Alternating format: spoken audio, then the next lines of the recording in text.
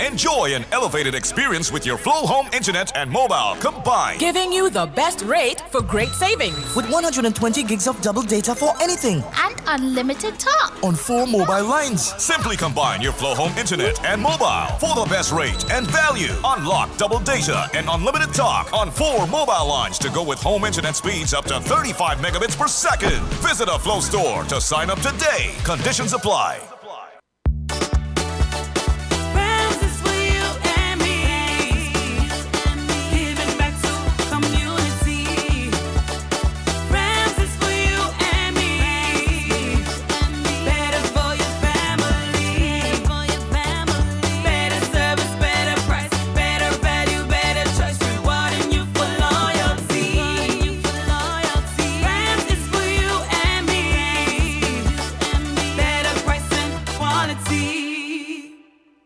Enjoy the convenience of getting all your documents in one place. At the TDC Copy and Print Center on 4th Street in Basse-Terre, we do just that. We offer document formatting, graphic design, and copy and print services. Our team of professionals truly understand all your needs, whether it be administrative, professional, academic, or personal. You bring it, we deliver it with quality every time.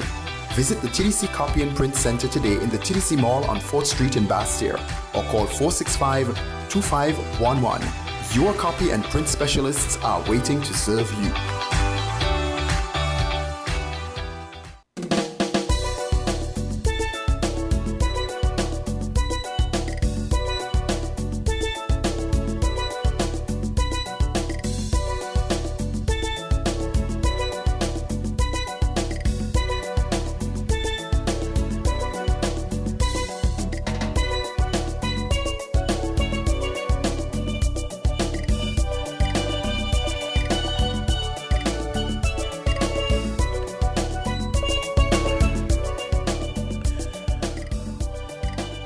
Welcome to Voices right here on WINNFM 98.9. Today is Friday, April 29, 2022. It is 12 minutes past the hour of 11 here in the studios of WINNFM 98.9. And you are tuned in to Voices for today. I'm your host, Devon Cornelius.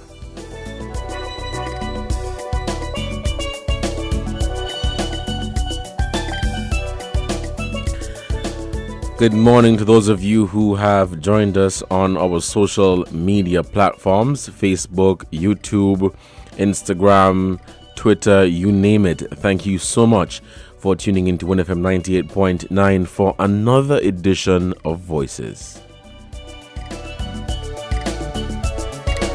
Of course, those of you who have joined us via our FM band 98.9.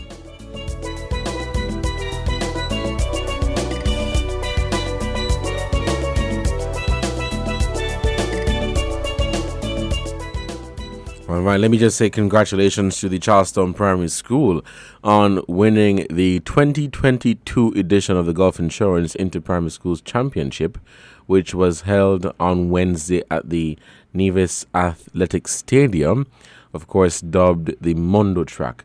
Many people would refer to it as the Mondo Track. So congratulations to the Charlestown Primary School on their three-peat. They won in 2018, 2019, and they came back in 2022 and won the sports meet. Now, the Gulf Insurance Inter-Primary School Championship, I think, has been happening for some 28 years. And out of that 28 years, the Charlestown Primary School has won about 15 or 16 of the championships. They have held the title about 15 or 16 times. So for the most part, the Charlestown Primary School has really dominated that meet. Congratulations to them. Over the years, they have really had, a very supportive staff of coaches, teachers, parents, and, just generally supporters. And of course, they are blessed with athletes and they always come out with a very competitive spirit, and I think that is part of the reason as to why they are able to do so well in this event year after year. So congratulations to them, and wish them nothing but the very best. There was, however, some, let me say, controversy, and we're hoping to hear some, an official statement from the Ministry of Education in Nevis regarding this controversy, which is making the rounds on social media. I'm on the Facebook page of the Ministry of Education Nevis, and I'm not seeing anything. But before I get to that, let me just put in too that the Charleston Primary School celebrated 30 years on Thursday, the 28th. So they won the championship on Wednesday, and they celebrated their 30th anniversary on Thursday. So the students perhaps had in the back of their mind that, well, tomorrow is our school's anniversary, so we're going to win this one to form part of the celebration. But with regards to the controversy, I'm not seeing anything official from the Ministry of Education on their Facebook page, but there is a post making the rounds on social media through Facebook and WhatsApp, which is telling of some official results from the sporting event, where initially it was announced that the St. Thomas's Primary School and the Joycelyn Liburd Primary School were at a tie at 168 points. However, the information that I have before me suggests otherwise. It says that the St. Thomas's Primary School actually placed second. And with regards to Division B, as you guys know, there is Division A, which is the Charleston Primary School, St. Thomas's Primary, Joycelyn Liburd Primary, and Ivor Walters Primary. And then you have the Division B, which is the Elizabeth Pemberton Primary, the Maud Cross Preparatory School, the Violet O.J. Nichols Primary School, Nevis Academy, and St. James's Primary. That is Division B. There was some controversy in that area as well, as on Wednesday it was announced that the Maud Cross Preparatory School won the sports meet, but based on the information that I have before me, that suggests otherwise. It says that the EPPS, the Elizabeth Pemberton Primary School, that they won the sports meet. This is not official from the Ministry of Education, so I understand that they are currently meeting, but there is some truth to what we are seeing here. It says the Gulf Insurance Interprimary Championship 2022, and this is the official results. So we await official communication from the Ministry of Education, and I do stand to be corrected by whatever the Ministry of Education would release at this point in time. But this is making the rounds, and many people have been weighing in on it. Of course, on the day of the sports meet too, people were arguing over the results, as usually at interprimary, while there would be a score board to inform the spectators of the points that each school would receive, usually there will be people, on their own taking or tallying the results, keeping track of the results. And at the end of the sports meet, a number of people said, well, no, these results are off, and know that we are seeing it here. So again, we wait official communication from the Ministry of Education in Nevis. Also in sports, I just want to encourage you, particularly those on Nevis, and of course those on St. Kitts as well, you're encouraged to support the Charlestown Secondary School in their sports meet, which will be held on Sunday, May 1st at the Nevis Athletics Stadium.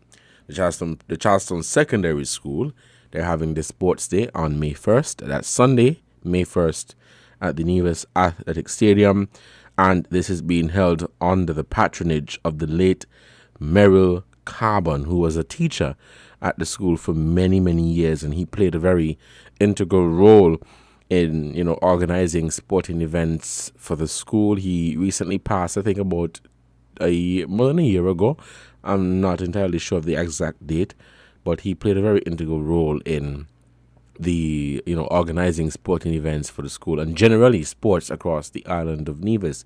So they're having their sports meet on Sunday, and just want to use the opportunity to encourage those of you who are interested to go on out and show your support for the children of the Charlestown Secondary School. Children is $5, adults $10. If you want to park inside, is $15. Support the Charlestown Secondary School in their sports meet on Sunday, May 1st. It is 20 minutes past the hour of 11, and you're tuned into Voices right here on WINN FM 98.9. We'll take our first call for this morning.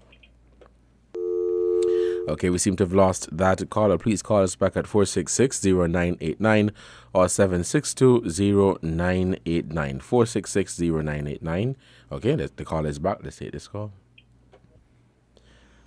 Caller, good morning. You're on the air.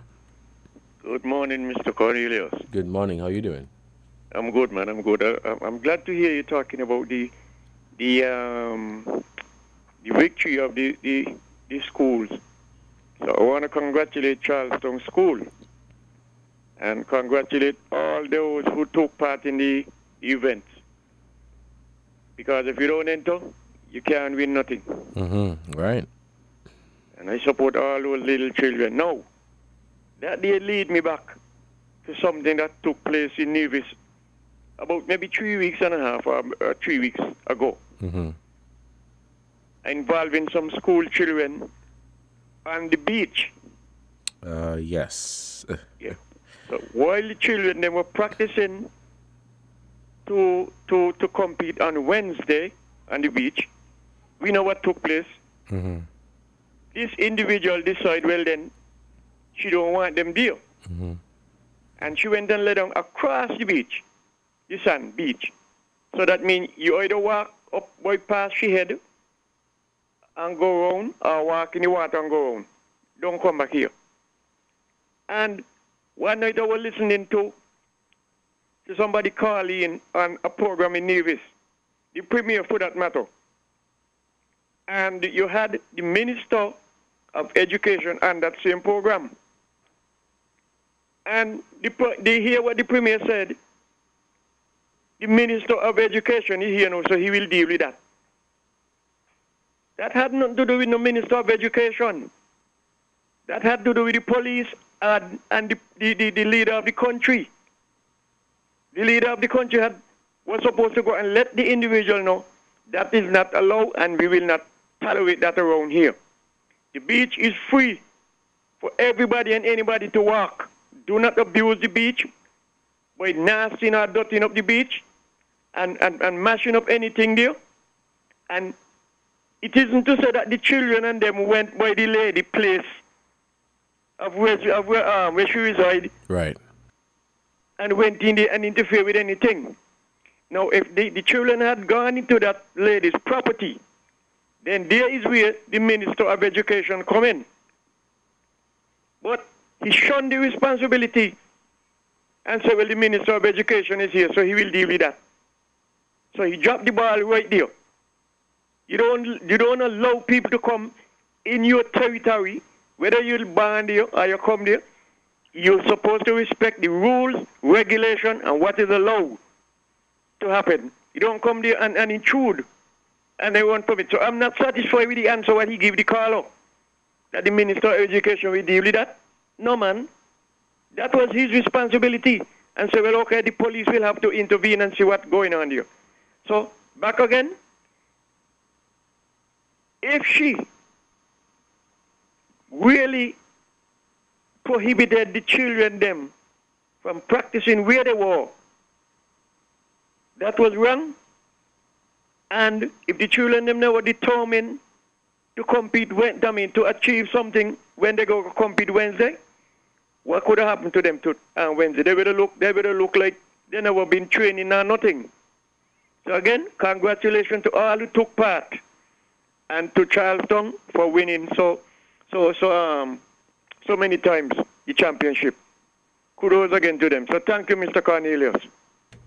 And thank you, caller, so much for your contribution to this program. Yes, congratulations to the Charlestown Primary School on their win on Wednesday, and of course for dominating the sports meet over the past 28 years.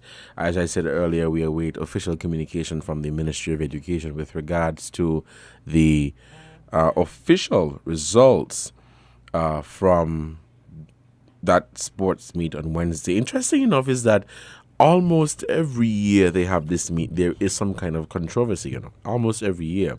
So perhaps going forward, I would suggest, well, instead of releasing, let spectators, the athletes, supporters, let them know that this information is preliminary. This is the preliminary count. And before you start your celebration, even before we give you the trophy, we are going to take a day to tally the official results to make sure that these results are official and final, and then you can party all you like. But we saw on Wednesday, well, specifically today, Division B, where it was reported that the Motocross Preparatory School won the sports meet, and now we are seeing information that suggests otherwise. I say that to say, that in all of this, we have to remember the children, because, I mean, they're young. They fall between the ages of, 5 and 12, young children. So it would really, mess them up and play on their emotions if you're to hear one day that your school won the sports, only to hear, the next day that, boy, the school didn't win the sports. And so really play on their emotions. So I would suggest that before, allowing the schools to celebrate, well, you can't really tell them not to celebrate, but let them know that this information is preliminary and it may not be accurate.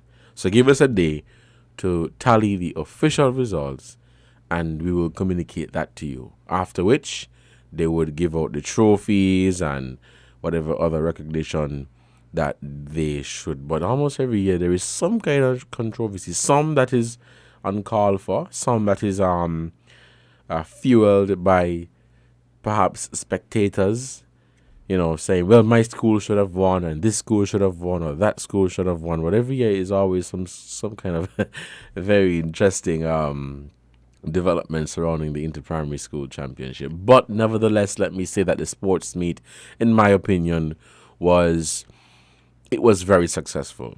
It was very successful. The Ministry of Education did their very best. The schools did their very best. And I just want to commend them. Let's head back to the phone lines. We'll take this call. Caller, good morning. You're on the air. Good morning. I was listening to some of the later events in the sports. I said, sure, they were not jumping up and going on that. I almost lost my voice. Yes, that is very true. Yeah, I just want to bring out everything in everybody. Yes, it does.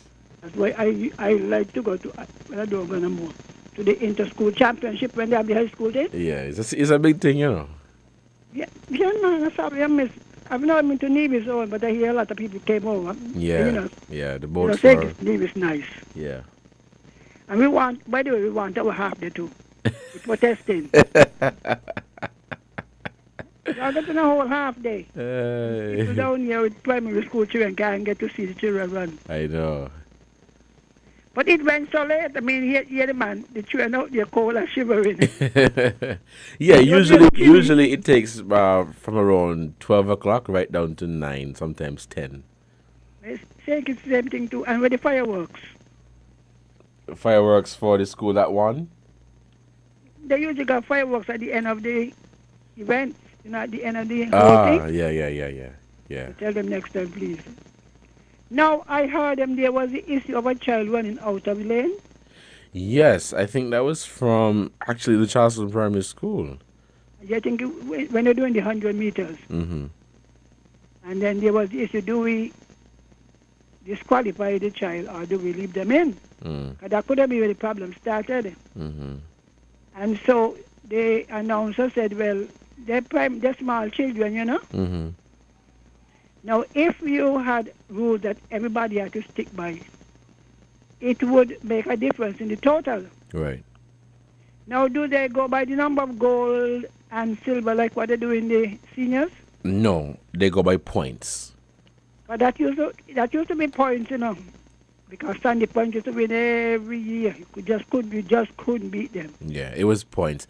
The recommendation from some people I saw on social media was to change to the medals, the medal system.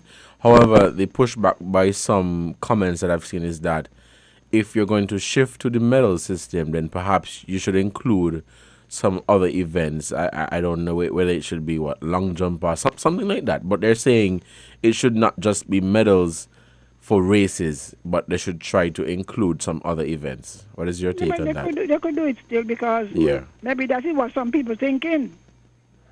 That some school might have had maybe so much gold because who have the most gold and silver and bronze. Because you could have the most points but not win. Right. So if they begin to teach the children early, so that some of them will make a little more effort, rather than trying to get bronze, to try to get silver. Yes. I was really impressed with the enthusiasm.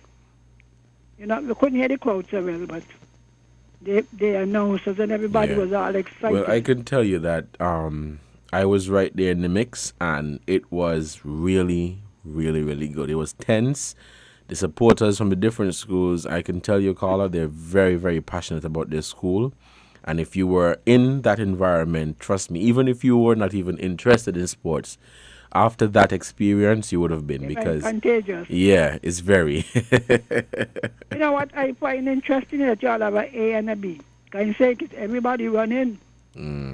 They do it by that because, okay, the schools, CPS, STPS, JLPS, and the Ivor Walters Primary School, those are the larger schools.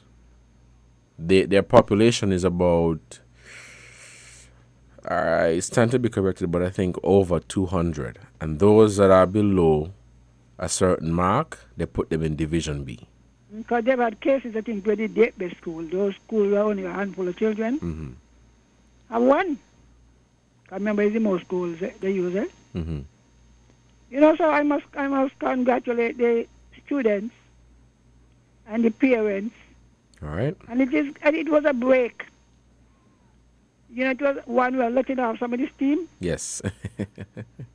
So I want to know when they're having days in St. Kitts. Because everybody back in the school, even if they left 20, 40 years ago. Yes. You still feel attached. I know what you mean. So even if you went, and then they get to bite at the same apple. If you went to Charleston Primary and then Charleston Secondary, man, you got to tell the jumping up to do.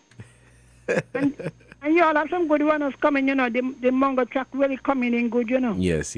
I remember years ago, the Navy used to run barefoot. They're not training them to run on the Mungo track with their shoes. They call them the tracks or something like that, yeah. So they give the children track shoes. Yes. That is good. That is very, very good. I feel good, 'cause I believe we're going back to the Olympics. You must teach it. You must invite up Kim. Let the children see somebody who went. Or Division, the Division fellow who is Kervin Wallace. Fellow. Yeah, Wallace. He went to Olympics. Yes. So that what you all need to do is to let these people come up and let the children see that these people here, they ran for, saying it's Nevis. And they would want to go too. You have the fellow Lawrence. All of these people like Virgil, Hodge, all of those. Even though a lot of them live in St. Kitts, invite them over when you have these games. All right. All right then, so congratulations to you. Thank you. I'm sure they were not making a lot of noise. You'll be so enthusiastic over things. Yeah, all right. That is good. That was unity in Nevis. Unity. Okay, Carla, thank you so much. Nevis was united. Yeah, thank you so much, Carla, for your contribution. All right, we'll take this break to give a shout out to our sponsors, and when we come back, we'll continue Voices right here on Win FM 98.9. It's 11:34. We'll take this break. Stick and stay. We will be right back.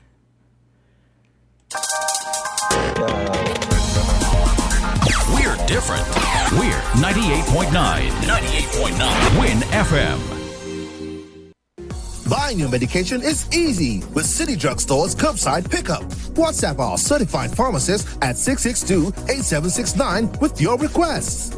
For prescriptions, take a clear photograph and send for review. We will engage you in dialogue and then provide a quotation and link for payment. You can then pay via TDC's online payment portal. And once the transaction is complete, you'll be notified that your pickup is ready.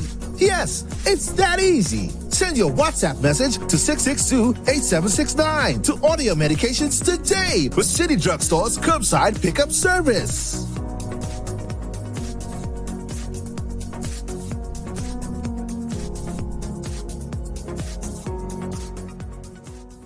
Enjoy an elevated experience with your Flow Home Internet and mobile combined. Giving you the best rate for great savings. With 120 gigs of double data for anything. And unlimited talk. On 4 mobile lines. Simply combine your Flow Home Internet and mobile for the best rate and value. Unlock double data and unlimited talk on 4 mobile lines to go with home internet speeds up to 35 megabits per second. Visit a Flow store to sign up today. Conditions apply. Campari Orange, easy for we. Brother, he no hard it. Easy for we. Campari, he no cup. Easy for we. Brother, he no hard it. Easy for we. Add the Campari with your orange juice. That easy, bitter had the pre.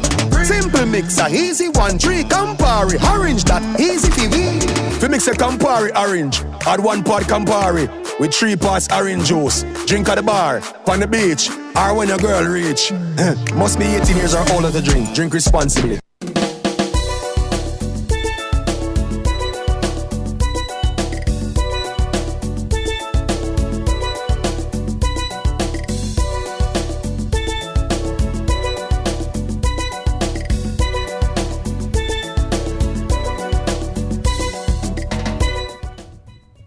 All right, welcome back to Voices. Let's take this call.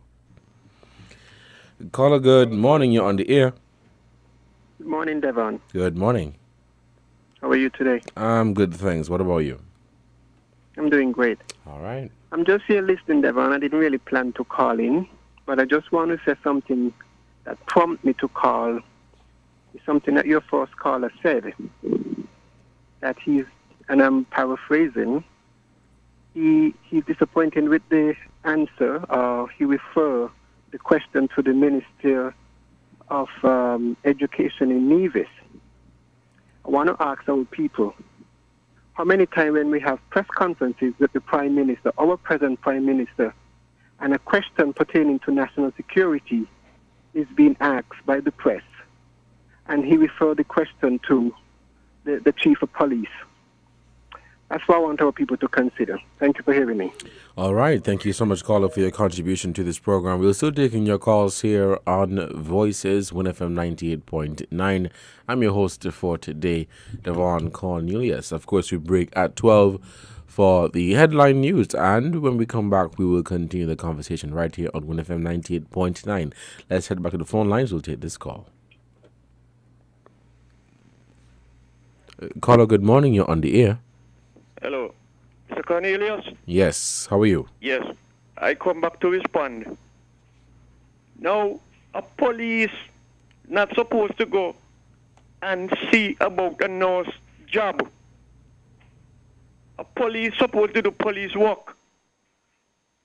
A Minister of Education supposed to see about education, the school. What the lady did on the beach, she was wrong. She broke the law. So that's the reason why he was supposed to refer that matter to the police and not the Minister of Education. So, Mr. Joni, you're wrong with that. Mr. Joni, you know better than that. Come on, Mr. Joni, a doctor not supposed to go in a blacksmith shop, go tell the blacksmith how to pong the iron. If the blacksmith pong the horseshoe in the wrong direction or position, a doctor has no right in there. That is not a doctor's responsibility. A doctor, medical doctor responsibility is to look after the human, not the blacksmith. So when he refer to the woman on the beach, tell the Minister of Education will see about that. That's not the Minister of Education duty. That is the police duty. The Minister of Education is to see about the school. not training on the sun. Thank you, Brother Cornelius. All right, caller, thank you so much for your contribution to this program. We're still taking your calls here on 1FM 98.9. There is, based on what that caller has raised, and I'm thanking the caller for raising that. Before I give my contribution, let's take this other call. Caller, good. Mr. Cornelius, how are you? I'm good, thanks. And you? Well, I'm here. I'm happy. I'm jolly. Today is a lovely day for me. All right. You know, I'm going to make it nice today. Today is my son's birthday. All right. Happy birthday to him. 17 years today. All right. Happy birthday. So I'm paying attention to his birthday because we've been together since it's been 3 years. Yes. So today is a special day for me, Mr. Cornelius. I want to wish Cordell Cook a happy birthday, my eldest son, you know. And I want to wish him all the best, you know, and going forward in everything he's doing. He's getting big, you know, with these young kids. So I want to wish him a big happy birthday today, Mr. Cornelius. And I'm focusing on him today. Today is the focus today. Right. So again, I want to wish Cordell Cook, my son, 17 today, all the best. And we're going to have a nice time today on his 17-year-old birthday. All right. Mr. Cornelius. All right. Thank you so much for your contribution. Happy birthday to your son, and wish him nothing but the very best. More life and happiness. We're still taking your calls here on WINNFM 98.9 at 466-0989 or 762-0989. With regards to the concern or the issue that was raised by the caller with regards to the incident that took place some weeks ago at a beach on Nevis, we're still awaiting the findings from the Ministry of Education with regards to the investigation that they are carrying out according to the island's premier. Let's head back to the phone line to take this call. Caller, good morning. You're on the air. Hi, Mr. Cornelius. Good morning. Good morning. How are you? I'm fine. And yourself today? I'm giving thanks for life. Happy to be here. Yes, that's true, because we realize in terms of our climatic condition, you know, we were really getting dry, and we welcome the rain as we look forward to the rainy season. You know, they say April showers bring May flowers. And so we're looking forward to the new cycle of things when everything will be blooming again in our spheres of the world. All right. There have been much talk and debates, and we are we're in that what they call the silly season, and we're hearing where our politicians would come up with new things going forward that would be a part of the manifesto and the like. Something struck me, and there is a phenomenon that is taking place with Barbados, the newest republic. And then the visit of the royals, and Jamaica is agitating for that. The Bahamas, Belize, and I'm hearing about Antigua. So here is it. We are in the English-speaking Caribbean, and so where does Secretary and Navy stand in all of that? So one of our politicians, Mr. Sean Richards, has weighed in on it as to where we becoming a republic and the like. But we in the conscious community / Pan-African community have been agitating for that. And we is not going to allow the politician, albeit it will, the final analysis will be down to the politician to put it to Parliament. But we are the ones who is going to put the proposal, put the everything that what a republic ought to be to the politician. And so we have seen that the marijuana industry, had it were to be fruition, come to some progress, and St. Kitts and Nevis would have been taken away from those who have suffered most from the marijuana. The legislation that would have outlawed marijuana, a big small joint or what have you, the Rastafarians, the marijuana industry would have been taken away from them. And we are agitating for becoming a republic, becoming one with Africa and all of that. And no politician is going to take it from us. And so I am saying I'm going to ask all 11 parliamentarians, from the Prime Minister all down to those on the opposition benches, one simple question. Because some things will take two-thirds majority, be it in the Parliament or in our state, I think it will be Parliament, to have a two-thirds majority in there. And I would say, for instance, Mr. Cornelius, and I am going to do this, but when I get there, if I'm on the opposition bench or if I'm in government, I vote against it. I am going to ask all 11 representatives on the government side and the opposition side one question. Are you going to vote yes for St. Kitts and Nevis to become a republic? They have to tell me now, like yesterday, not after some administration is formed.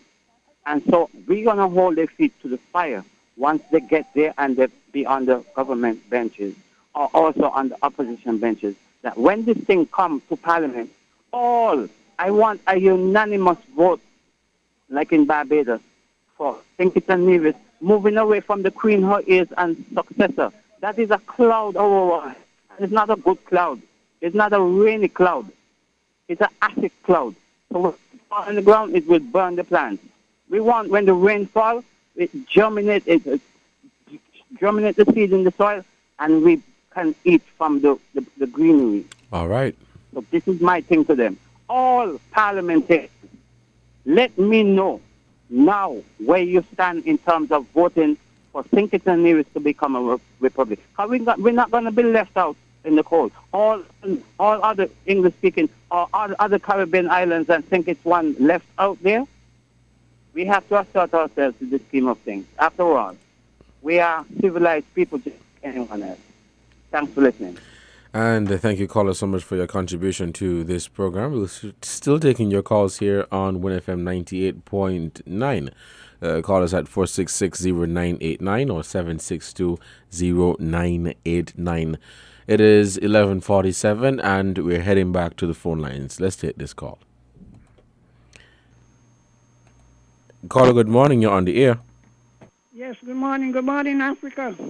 Now, this issue about republic becoming a republic, I think people are misunderstanding, because I heard somebody quite yesterday, almost in tears, about they want to make us a republic, and if anything happens, we're going to come to defend us, and when the British warships come. Now, you see, this is what we call lack of information about what it is. So that their job now, as my good friend Africa say, for all of our people to be educated as to what exactly is a republic. Because some people are saying, we're too small, and why we want to be the first. Trinidad is a republic. So is Guyana. Barbados came the other day. Some people seem to be unaware that they have been republics in the Caribbean long time ago. And it has to do with our sovereignty. You cannot say you rule yourself when the Queen has to assent to anything you want, The governor represents the Queen, and he has the last say in nearly everything. You could pass things in Parliament, and he decided not going to give his assent. Then you have to change it or something like that. So for those who are fearful, it's the same thing having a governor, he's a local, but we'll have a local who is responsible to us. That is what people are waking up to. Your independence is incomplete unless you actually rule yourself. And this swearing, giving your allegiance to a foreign power. Because a foreign power. So who are you responsible for? Nobody responsible to us, So Africa, if you are going to think, you must first educate. This is where our people suffer in this country. A lot of issues that come up, they come up because our people don't understand it. They interpret it along political lines and who they like and who they don't like. So I'm asking you, and even the one with the ganja trade, is education. Because the U.S. making it difficult for companies that set up to be able to lodge the money. So you make it and then you can't get any bank to accept your money. The time is when they're going to rob one another. You know, so education, in all our debates that's going on, even right now, people don't even understand what's going on. A politician says something and you pick it up. They go for all of them. Not enough education as to why things happen. All right. All right then. All right, thank you, caller, so much for your contribution to this program. We'll take a break to give a shout out to our sponsors, and when we come back, we'll continue Voices right here on WINNFM 98.9. Let's take this break, and we will be right back. We're different. We're 98.9. 98.9. Win FM. Shopping with TDC just got much easier. Here's how. Log on to shoptdcgroup.com. Shop at your convenience at any time, from anywhere, with your smartphone, tablet, or computer. With our safe and secure payment checkout, you choose the option to pick up in-store or have your goods delivered right to your door. It's that easy. Shop tdcgroup.com, your one-stop online store.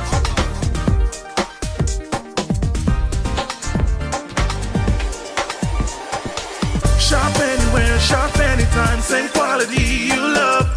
Now online. Shop www.shoptdcgroup.com.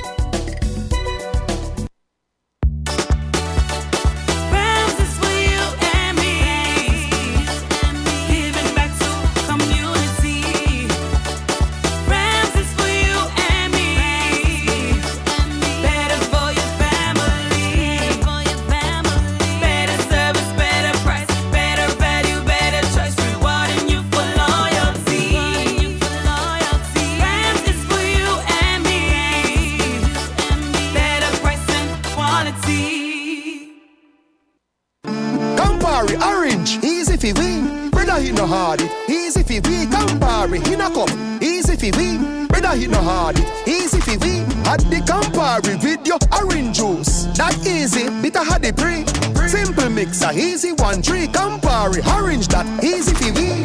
Fi mix a Campari orange, add 1 pot Campari with 3 parts orange juice. Drink at the bar, on the beach, or when your girl reach. Must be 18 years or older to drink. Drink responsibly.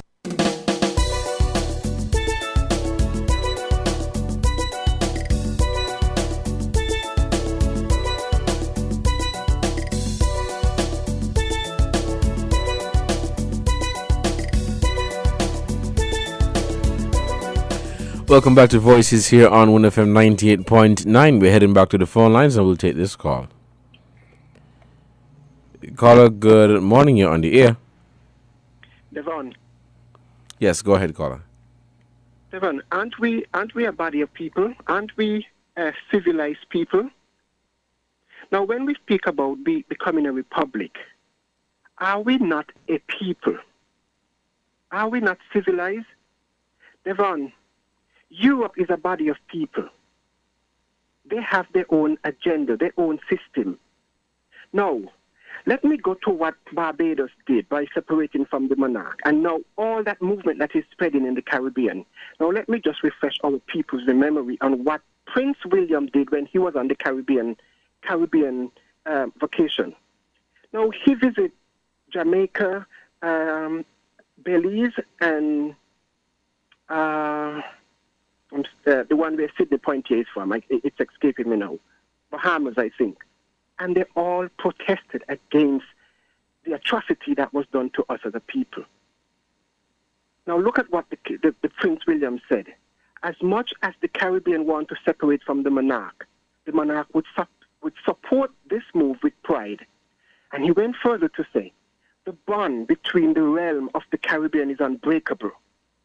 Now, he had a big Caribbean tour. He is now in the UK again. But look who the Queen now sent out. Her son, Edward. Edward and Sophia was in the Caribbean. And they've been to one of these Caribbean islands. I think it's either Grenada. Yeah, it could have been Grenada. And they present the Prime Minister of Grenada a portrait of themselves signed. Look at the height of ignorance and arrogance from these people. So you see, the Queen is aware that the move is on to get the Caribbean to separate. And now she's trying to enforce this illusion by sending her son. And he going to come and give the Prime Minister of whichever Grenada a self-portrait of he and his wife. I am saying, Devon, the United Nations is a body of people for the whole of Europe and the American. We have signed on to them. What are they offering us? Becoming a republic, Devon, it means that, Mrs. Henry said something that education is needed. Let me say this, Devon, I'm going to finish now.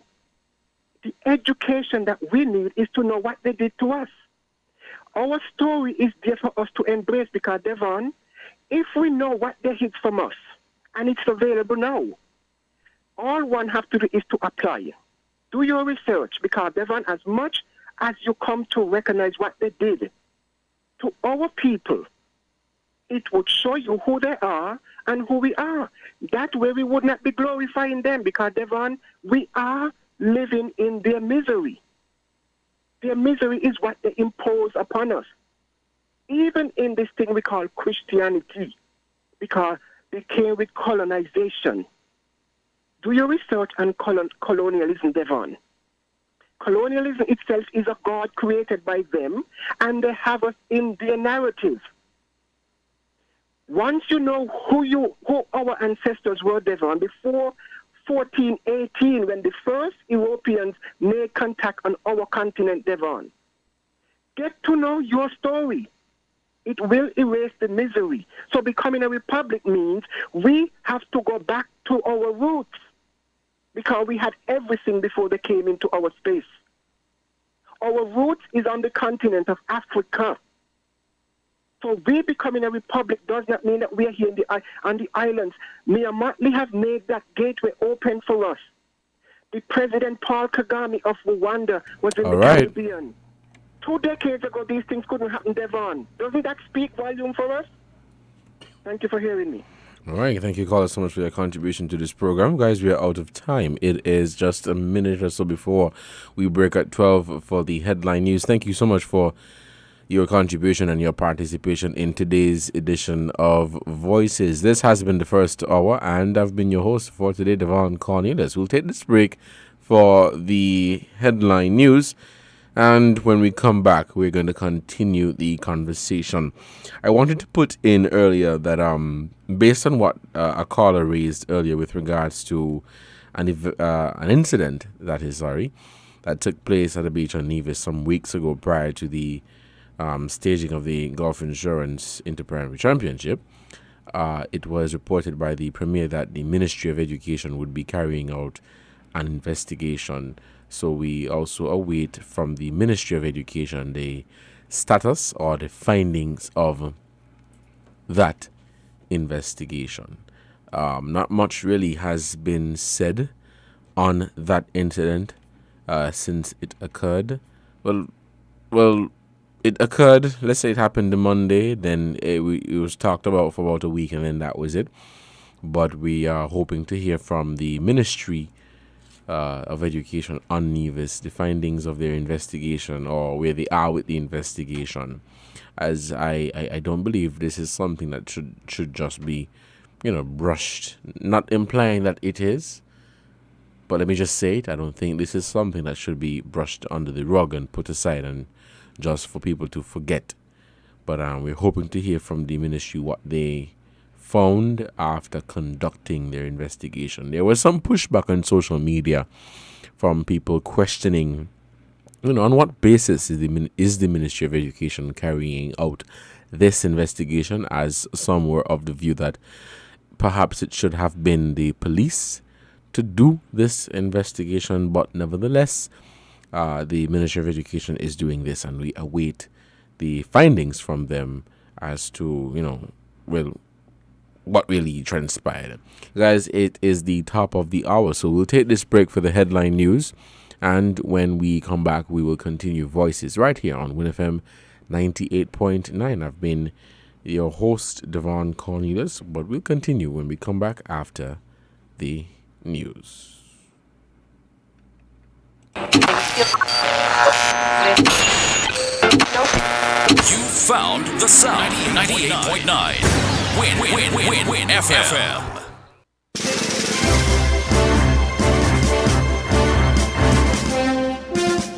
We now bring you the headline news. The headline news is brought to you by Caribbean Alliance, The Grange, KDP Enterprises, Carib Brewery, and National Bank.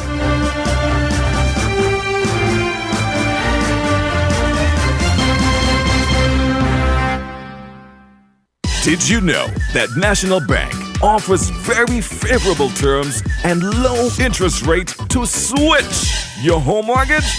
Our in-house legal department will process your mortgage in a jiffy and free of cost.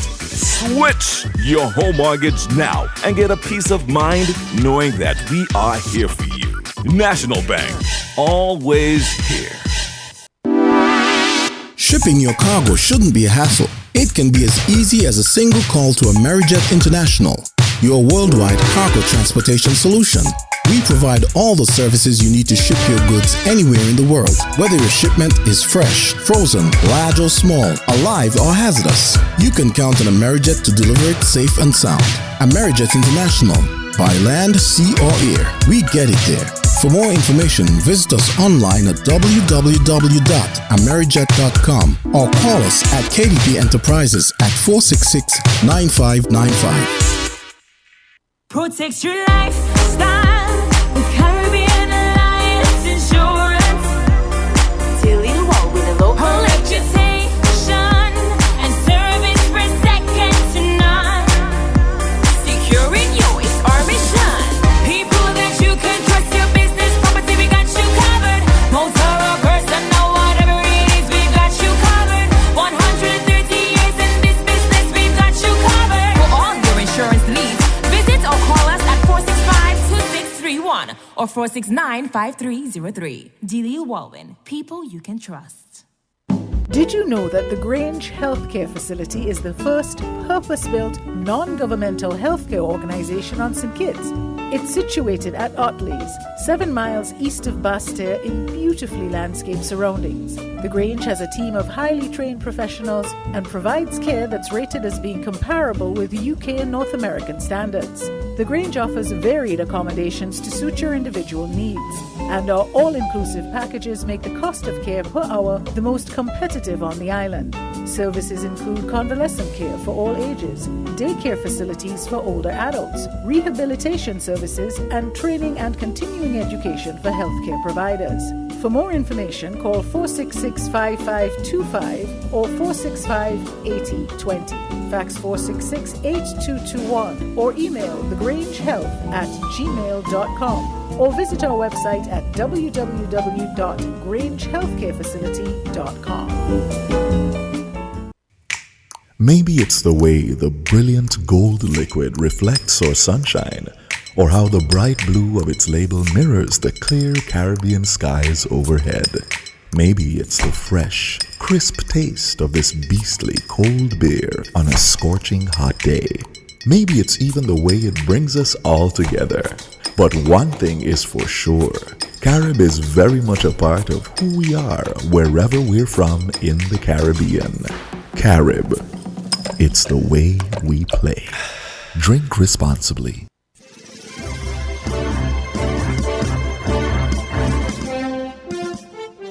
With the WIN Headline News, I am Kevon Brown. Making the headlines, local CXC registrar addresses questions on the public release of the 2021 exam results. The British Virgin Islands government is in a state of emergency following the arrest of the country's premier Andrew Foy on conspiracy to launder money and import cocaine into the US. Internationally, a Russian missile strike in Kyiv on Thursday came shockingly close to the United Nations Secretary General, according to members of his staff. Antonio Guterres described Ukraine as an epicenter of unbearable pain during his first visit there since the start of the war. Now, the details.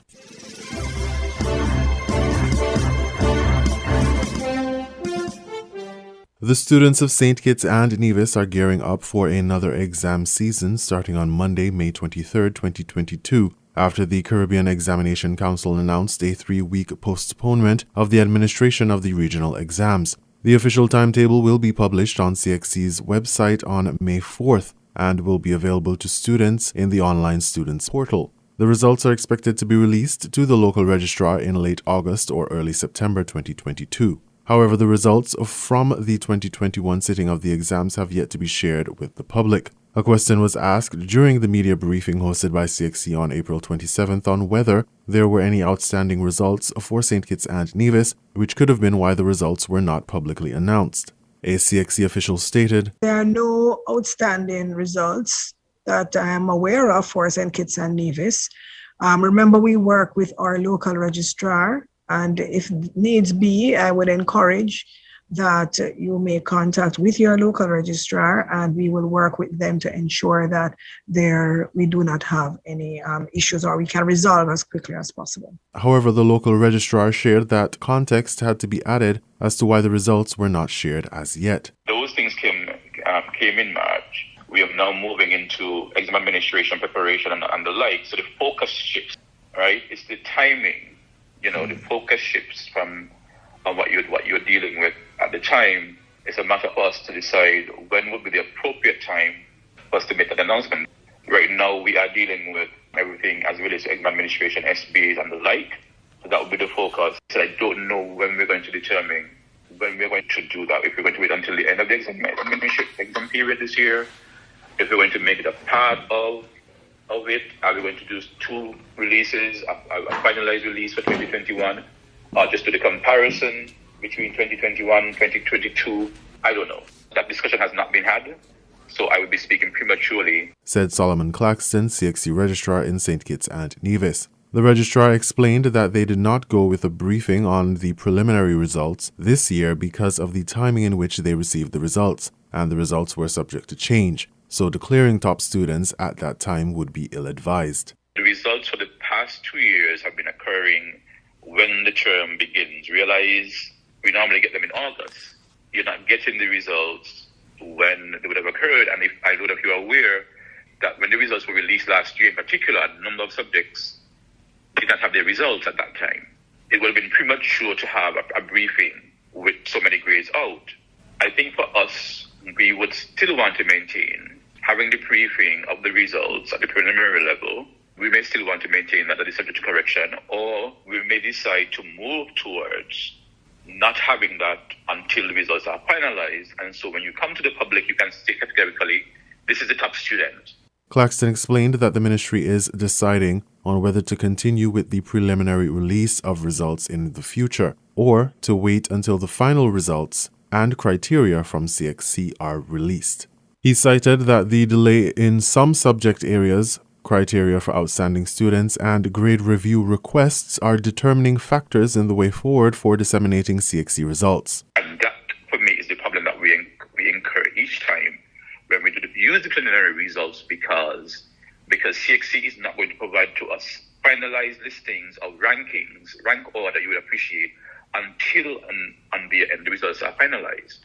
But when you go to the public and you say, Jermaine returned 17 grade 1s, the expectation is Jermaine is the top C6 student, not realizing that when you said Jermaine returned 17 grade 1s and 1 grade 2, and the grade 2 was in Spanish, he no longer qualifies for most outstanding student because he must have returned a grade 1 in a foreign language. Claxton said he could not speak to when or how the results for 2021 will be communicated as yet, but they are weighing the options. Students that sat the 2021 CXC exams received their certificates in March, with the preliminary results for the Caribbean Secondary Education Certificate Examinations (CSEC) and the Caribbean Advanced Proficiency Examinations (CAPE) released in October 2021.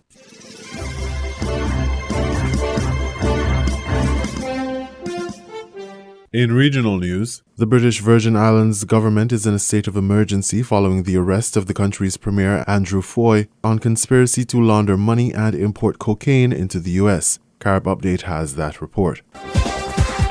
Acting Premier in the British Virgin Islands, Natalio Wheatley, says he has not yet spoken to his boss following his arrest in Miami Thursday, but has reached out to his immediate family. Wheatley is scheduled to attend a series of emergency meetings with British officials both in the BVI and London about the latest developments after having an overnight emergency cabinet session. Premier Andrew Foy is expected to make a court appearance in Miami also Friday.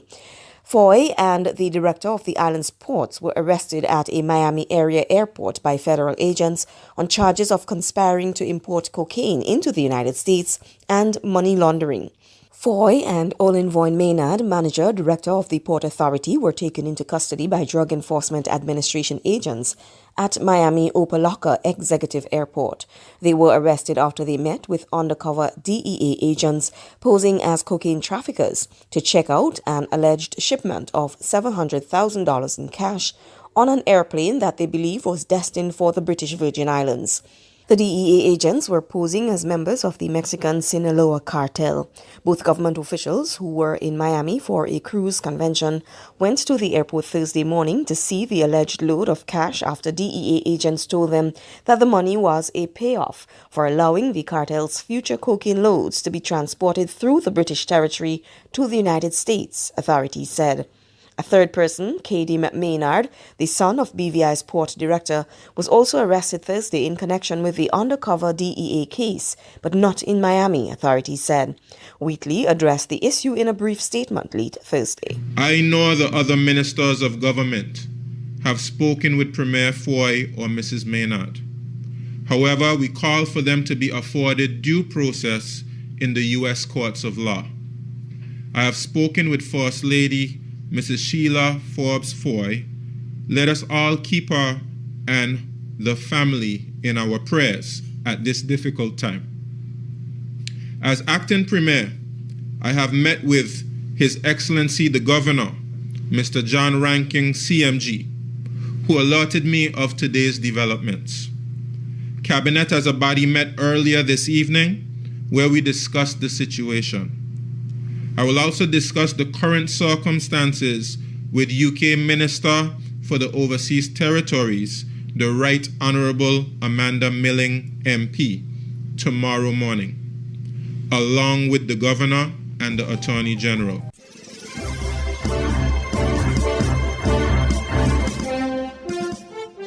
We now bring you these international reports. Ukraine's President Volodymyr Zelensky says a Russian missile attack on Ukraine's capital during a visit by the UN Secretary General illustrates Russia's contempt for global institutions. Mr. Zelensky said the strikes on Kyiv showed that civilians in Ukrainian cities could not relax. Gareth Barlow reports. Missile strikes in the centre of Kyiv, the first for 2 weeks. 2 Russian rockets struck a 25-storey building close to where the head of the UN was staying during a visit to the country. Several people were left injured by the attack. I was shocked to be informed that 2 rockets had exploded in the city where I am. So this is a dramatic war. And we absolutely need to end this war, and we absolutely need to have a solution for this war. The missile struck just hours after the UN Secretary-General criticised the organisation's Security Council for failing to prevent or end the war, saying the situation was a source of anger, frustration and disappointment. It's scenes like these that the US President Joe Biden says he's trying to prevent, with a proposed new aid package worth $33 billion, the majority of which to help increase Ukraine's air defence and artillery capacity, as well as offering further economic and humanitarian support. This is a very important step by the United States, and I am grateful to the American people and personally to President Biden. I hope that the Congress will quickly support this request for help for our state.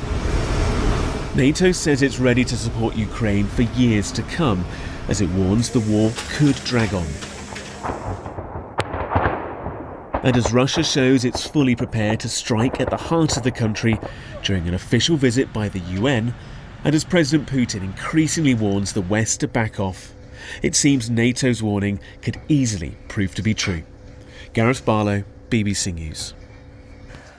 Let's talk to our correspondent Joe Inwood in Kyiv. And hello to you, Joe. A real shock, first of all, from the UN Secretary General that Kyiv was attacked while he was visiting. What do we know about that? Yeah, so it was a number of missiles. 2 of them struck, we believe, a building that's about 2 miles from where I'm standing now in a residential district, and so just 2 miles from where the United Nations Secretary General was as well. As you say, shocking. I think it's really worth bearing in mind. It's a surprising event, it's an extraordinary event for him to be in a city when a missile attack happens, but the idea that this was a missile attack launched by a permanent member of the Security Council is really extraordinary. It followed his criticisms of that body. It was a difficult and I'd say probably quite emotional day for the Secretary General. He'd previously visited a number of areas where there had been alleged Russian atrocities, alleged war crimes, Irpin, Bucha, places your viewers will have heard of, and he then was having this joint press conference with President Zelensky when the missiles struck. Of course, he was not hurt in the attack, but he was visibly shaken. Now, as you mentioned, Joe, he was in those areas where intense fighting has taken place. What is going on right now? What are the latest developments in the fighting around Ukraine? Well, it's very much concentrated in the east of the country, in the area called the Donbass, which we've talked about so much now. It's there, we're into this sort of second stage of the war, a more attritional, trench-based, very much artillery-based stage of the fighting. The Russians have been carrying out heavy bombardments overnight, we understand focused on areas like Lysychansk and Severodonetsk. They're basically trying to batter the Ukrainian positions into submission, into retreat. The Ukrainians are very well dug in though, and British military intelligence overnight has said there hasn't been much movement in either direction on the front lines. Joe, just in the last few minutes, there has been a line from the Ukrainian president's office that there is going to be an attempt to mount an operation to get civilians out of the Azovstal steel plant in Mariupol. Is there any word on that? No, that is news to me, but it is something which we know they've been focused on. It was something that the Secretary General had said in advance he wanted to try and achieve. We're talking here about a humanitarian corridor. Now, there have been many discussions around the form that would take, who would be eligible for it. So would it include, for example, injured fighters who are holed up in the Azovstal steel plant? This is the last holdout of Ukrainian resistance. Would it just be civilians? And where would they go? The idea that there is going to be some attempt at it tells you there may have been a diplomatic breakthrough. But to actually achieve it, well, I think that's something people will believe when they see it in action. OK, Joe, thank you very much. Joe Inwood there in Kyiv.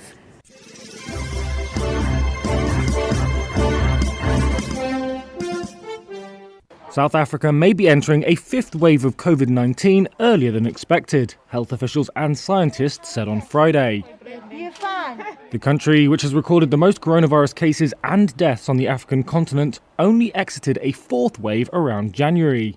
A fifth wave had been predicted to start in May or June. But speaking at a briefing, infectious disease specialist Richard Lessels said waning immunity from previous waves could be contributing to an earlier than expected resurgence. He said the wave was being driven by the BA4 and BA5 Omicron subvariants. Health Minister Joe Partler told the same briefing that, although hospitalisations were picking up, there was no dramatic change in admissions to intensive care units or deaths so far. South Africa has reported more than 3.7 million COVID cases and over 100,000 deaths during the pandemic. On Thursday, the WHO's Africa office flagged the rise in South Africa's infections as the main driver of an uptick on the continent.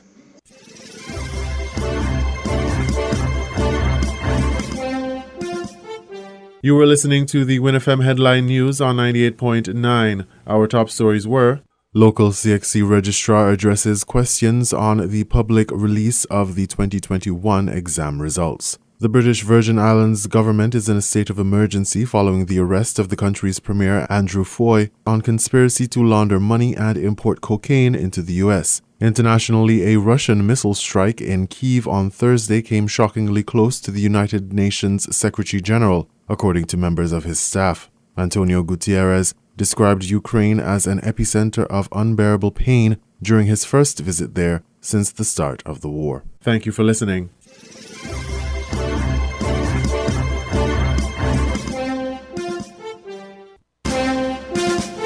That was the Win FM Headline News. The Headline News is brought to you by Caribbean Alliance, The Grange, KDP Enterprises, Carib Brewery, and National Bank.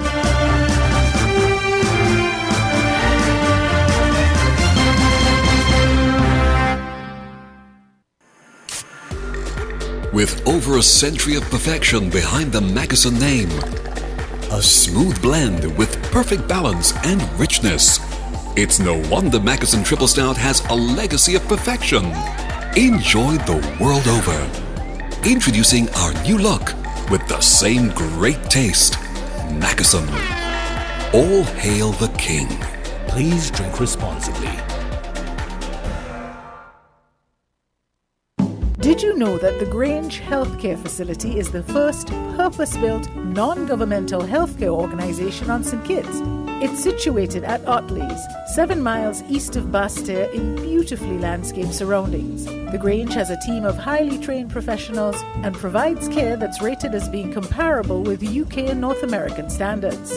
The Grange offers varied accommodations to suit your individual needs, and our all-inclusive packages make the cost of care per hour the most competitive on the island.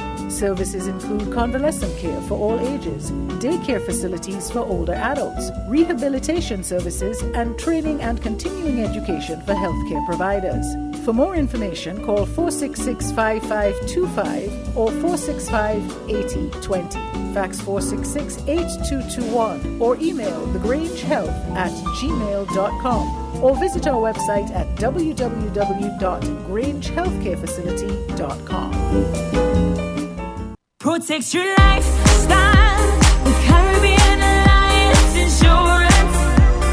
Till you walk with a local reputation and service for second to none. Securing you is our mission. People that you can trust, your business, property, we got you covered. Motor or personal, whatever it is, we got you covered. 130 years in this business, we've got you covered. For all your insurance needs, visit or call us at 465-2631 or 469-5303. Delia Walwyn, people you can trust. Shipping your cargo shouldn't be a hassle. It can be as easy as a single call to Amerijet International, your worldwide cargo transportation solution. We provide all the services you need to ship your goods anywhere in the world, whether your shipment is fresh, frozen, large or small, alive or hazardous. You can count on Amerijet to deliver it safe and sound. Amerijet International, by land, sea or air, we get it there. For more information, visit us online at www.amerijet.com or call us at KDP Enterprises at 466-9595. Stop standing in long ATM lines to withdraw cash. Use your national debit or black cards to complete a wide variety of transactions at supermarkets, variety stores, gas stations, pharmacies, and more. Shop online at the most popular websites and stores for quality brands using your national debit or black cards. And take back your time to enjoy all the things that you love to do. Remember, instead of waiting in long ATM lines to withdraw cash, use your National Bank cards today. National Bank, always here. You found the sound. 98.9 Win FM.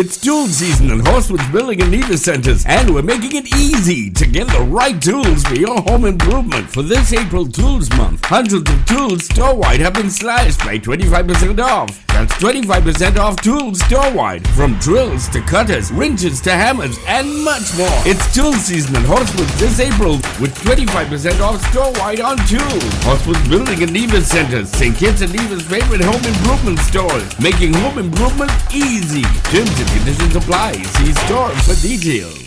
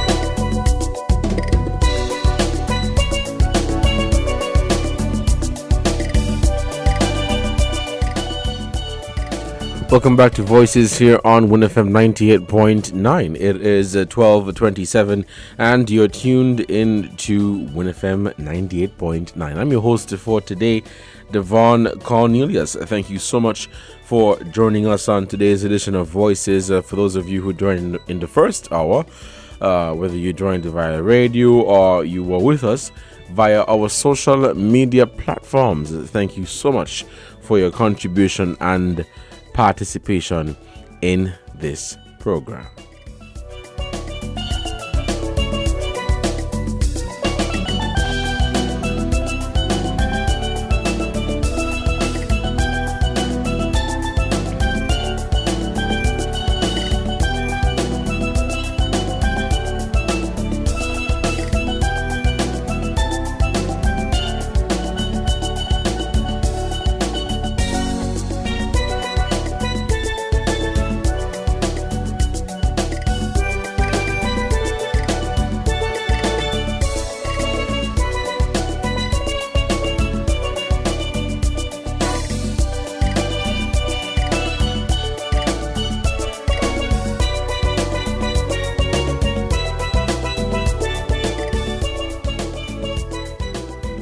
Of course, we are live on Facebook and YouTube and our other social media platforms.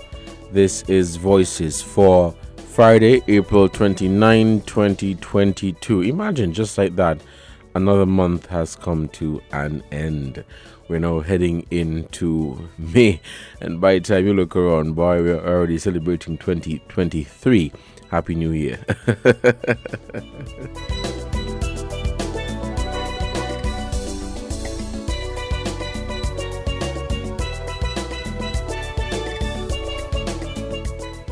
All right, welcome back to Voices here on WINNFM 98.9. It is 12:29. Of course, we have about 1 hour left before we close off today's edition of Voices, and it is about 1 hour left, and the phone lines are open. We are taking your calls at 466-0989 or 762-0989.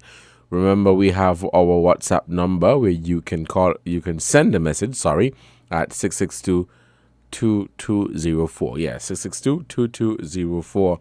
We're also taking some messages via that number as well. We're not taking any calls via that number, only messages. Call us at 466-0989 or 762-0989. Now, for those of you who tuned in late to Voices today, just earlier in the first hour, we were congratulating the Charlestown Primary School over there on Nevis in their win in the 2022 edition of the Gulf Insurance Inter-Primary Schools Championship.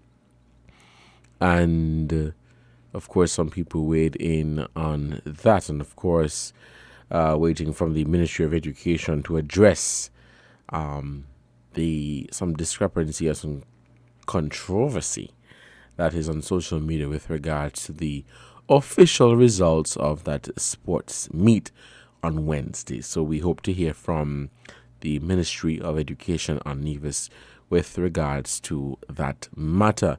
There was a caller who raised the issue that took place at a beach on Nevis some weeks or perhaps days about weeks prior to the Inter-Primary Championship there on Nevis, where a lady sought to obstruct some students who were practicing for the sports meet. According to the Premier, the Ministry of Education should be investigating that, and so we're hoping to hear from the Ministry of Education with regards to that matter. And of course, happening here now in St. Kitts and Nevis is further developments in the St. Kitts and Nevis politics. A lot really has been going on. And of course, this is something that many people are following quite closely. We have some callers on the line, so we want to hear from our callers today. So we're heading back to the phone lines and we're going to take this call. Caller, good afternoon. You're on the air. Yes, good afternoon, Mr. Cornelius. Just wish to follow up, and I just thought he said good afternoon to Mrs. Henry. Sorry, caller, could you speak up a bit? Yes. I just wish to follow up on where I left off from, and just a good afternoon to Mrs. Henry, and you spoke about the Ministry of Education on Nevis going to investigate a matter. Well, Mrs. Henry alluded to educating the people. Mrs. Henry, you're right on point, and I guess becoming a republic would be the same sentiment that some persons have, as they doubt, as to when we became an independent nation back in 1993. Persons then probably were not as educated to know what independent means to us. And so likewise, becoming a republic is another step in the journey. And I wish to say good afternoon to Journey, that yes, we are on a journey as a nation, and some things may not come instantaneously, as we make one step, two steps, and so forth and so forth. But we come in a republic, as we can see with Miss Motley. She are making linkages towards other nations that maybe back then Barbados as a nation would not have had such privileges. And so we are relinquishing certain former colonial ties that no one can tell us who to befriend and who not to befriend. In terms of the growth of a nation, we will say, well, we want to befriend Rwanda, for instance, because Paul Kagame visited the Caribbean, Jamaica, and Barbados recently. And I'm begrudging those nations because we are here also, and we are not getting those visits from those presidents on the continent. And there are linkages. Let's say what would come out of that. You would see a flight from Rwanda to certain other parts of the continent, to Barbados and to Jamaica. Our airport can accommodate international flights also. So we will want to be a part of that, so that what would be benefiting Barbados, Jamaica, can also benefit St. Kitts and Nevis. Because bearing in mind, Africa has supported the whole world and has kept the whole world still afloat today. We want to be afloat because of the other nations that are benefiting from Africa. We want to benefit too, because we are the children of that soil. And so I just use that example of the airline. But there are other things we can benefit from becoming a republic and being independent to make our own decisions, as opposed to the Queen or the Governor General ratifying or not to ratify or to say, well, you cannot push this through legislation. Now, the educational part of it, Mr. Henry, I agree. This is just a start. We're going to sensitize the public. We are going to put these things to the ministers, the parliamentarian hands, They're not going to just go there and have a president as a ceremonial president. That president going to have teeth to move legislation and to okay the bills that comes from the respective parliamentarians to move us, to thrust us forward as a nation. And so this is all a part of the conversation. Thanks, Mrs. Henry. I'm going to rely on you. You are a source of information, so I'm going to be relying on you to kind of like put a document together, along with the conscious / Pan-African community, which we're going to put to all of the parliamentarians, all of them, whatever the unity going forward going to be in the new administration, both government side and on the opposition benches. Because they must tell me and the conscious community where they're going to vote, because we want the 2/3 to pass. And let's say the governing side don't have the 2/3, cannot move the 2/3, somebody from that opposition side will also vote to move the 2/3 so we can become a republic. Thanks for listening. All right, thank you, caller, so much for your contribution to this program. We'll still taking your calls here on Voices on WINNFM 98.9. The phone lines are open at 466-0989 or 762-0989. It is 12:37. Of course, we end the program at 1:30 p.m. Let me say thank you so much for your participation and contribution. Let's head back to the phone lines. We'll take this call. Caller, good afternoon. You're on the air. Quickly, Devon, I just want to say, right, that Russia has cut off gasoline supply to Poland. Your caller just now mentioned that the Europe as we know it has been exploiting the continent of Africa. Everything that they need to sustain them is in Africa. And they've been doing this for decades, Devon. Now, what we have to look to,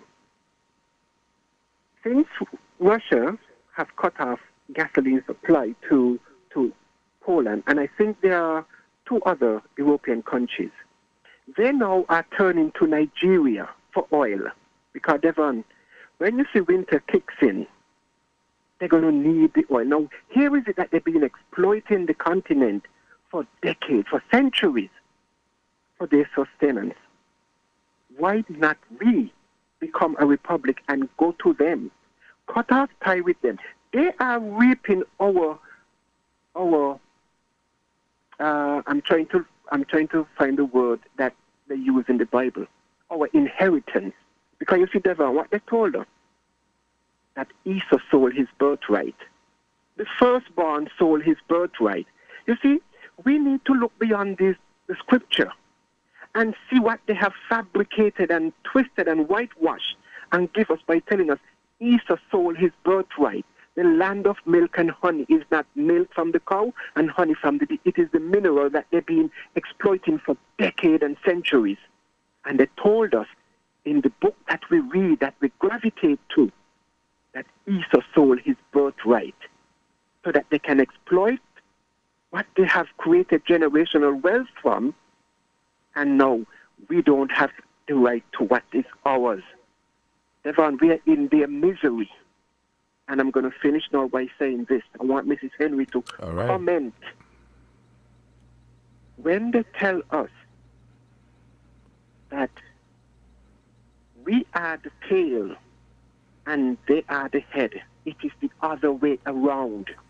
But because of the system, that is why I would say to you, Devon, that the book is our story, but it was tampered with, it was plagiarized to their agenda and their narrative. Thank you for hearing me. And thank you, caller, so much for your contribution to this program. The phone lines are still open. We're taking your calls at 466-0989 or 762-0989. This is Voices here on WINNFM 98.9. And I'm your host for today, Devon Cornelius. Thank you so much for joining us on this program today. There is a lot happening here in St. Kitts and Nevis. And, of course, we want to entertain some calls from the good listeners of WINNFM 98.9 for you to lend your voice, your contribution, your take on the developments in our country and all that is happening, not just here, but things happening regionally and internationally that ultimately would affect us. As I was saying earlier, let me hold that thought. I want to get into as much callers as possible to hear the different views from the different callers. So let's take this call and I'll give my take.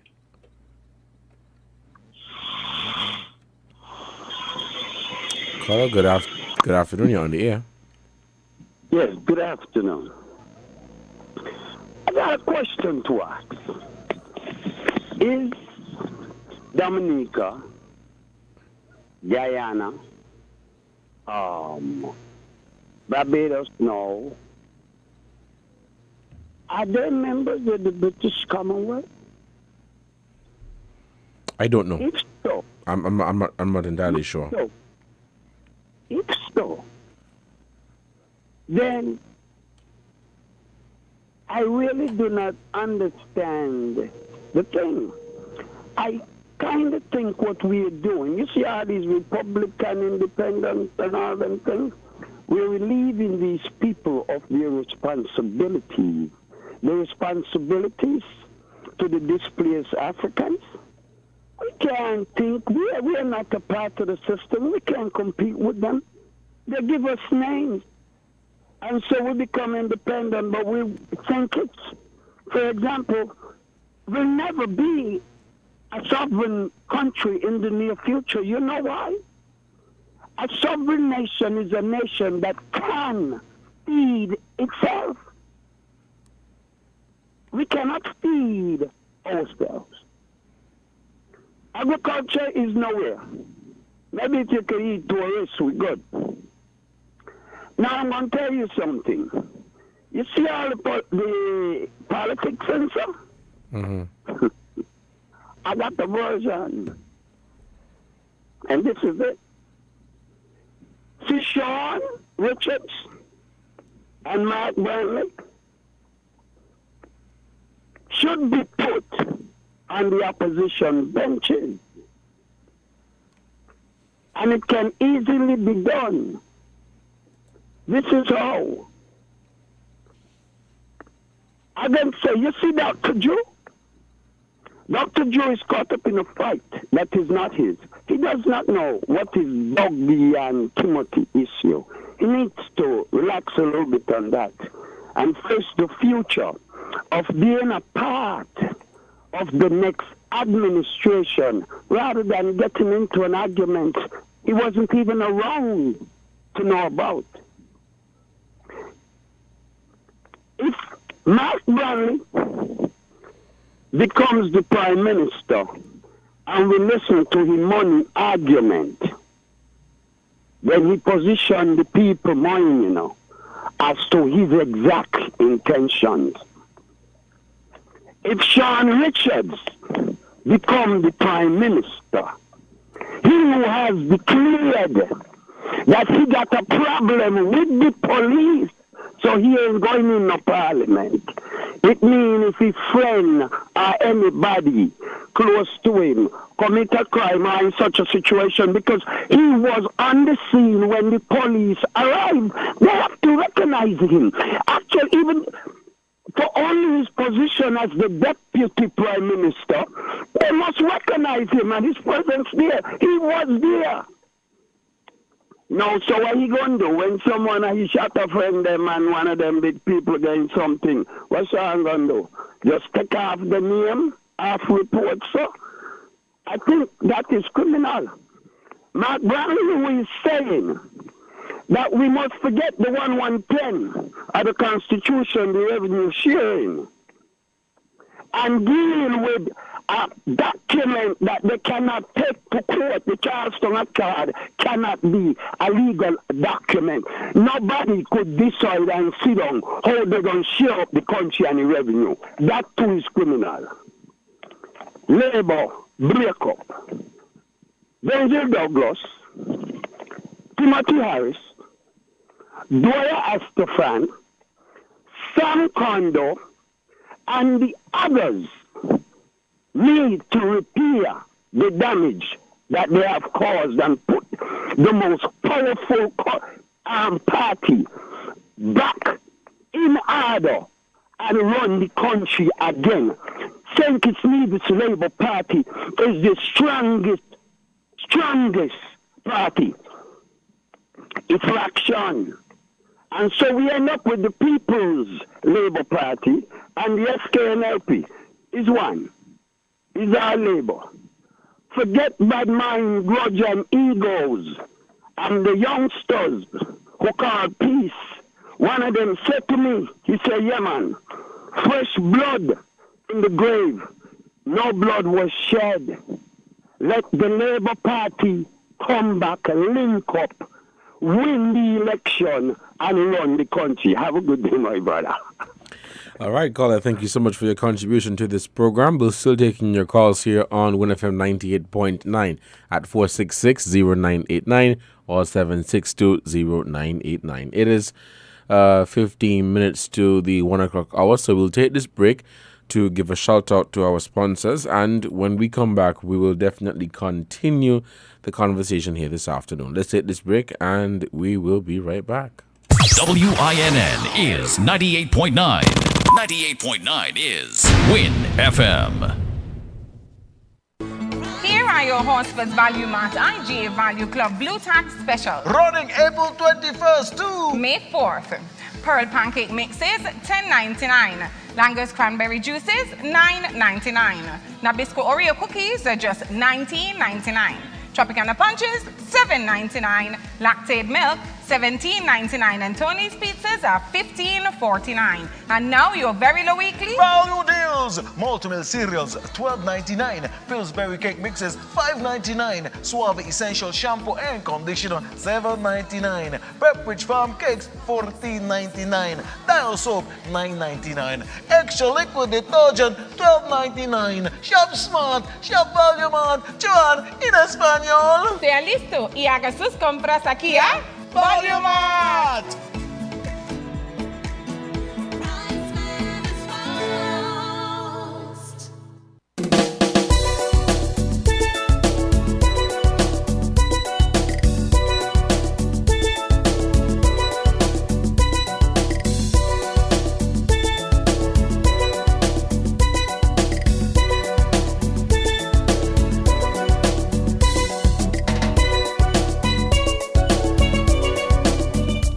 Welcome back to Voices right here on WinFM 98.9. I'm your host for today, Devon Cornelius. Thank you so much for joining the program today. Now, as I was saying earlier, of course, there's a lot happening here with the St. Kitts Nevis politics. I think many of you have heard this by now, as we reported it here right here on WinFM. We spoke with the Deputy Prime Minister, or the political leader of the People's Action Movement, on Thursday, and he was responding to the Speaker's need for legal advice. A communication came from the Office of the Clerk of the National Assembly indicating that the Speaker of the National Assembly would be seeking legal advice, independent legal advice on the way forward with regards to a motion of no confidence that was filed in the government of St. Kitts and Nevis. The Deputy Prime Minister was basically saying, well, a motion of no confidence was filed in 2020 by the opposition at that point in time. And based on his recollection, there was no need for legal advice, and the motion was heard within a week. So what Minister Richards is saying basically is that if that motion did not require legal advice, and if that motion was heard within a week, he is of the firm view that this motion should not require legal advice, and this motion should be heard within the stipulated time frame, as there is legislation to back up the filing of a motion of no confidence. I saw some comments on social media on Facebook, which I would say they're perhaps valid, in the sense that, and it is something that I was trying to get a better understanding of, where you're seeing no The motion that was filed in 2020 was filed by the opposition against the government. What we're seeing now is that the government has filed a motion of no confidence against themselves. Because remember, the People's Action Movement and the Concerned Citizens Movement, they are members of the government of St. Kitts and Nevis. And they have basically filed a motion of no confidence against themselves. Yes, of course, indicating that they do not support Dr. Timothy Harris as Prime Minister. But they all sit in the same cabinet. They all sit in the same cabinet. So, that is the argument that is being advanced by some, saying, well, because they all sit in the same government, there would be some legal back and forth and, some confusion there where they have filed a motion of no confidence against the government where they are a part of. And so that would require legal advice. I don't know about that. I don't understand that. I'm going to be real honest here. I don't think that make much sense. But let's see. I want to hear from you guys, your take on that. I'm trying to find the information that came out with regard to the motion, just to read some of what was said to give some better context. So the motion or the resolution, I have it here and I'll read it for you. It says, Resolution of the National Assembly of St. Christopher and Nevis for a vote of no confidence in the government of St. Kitts and Nevis caused by the poor leadership of Prime Minister Dr. the Honorable Timothy Sylvester Harris.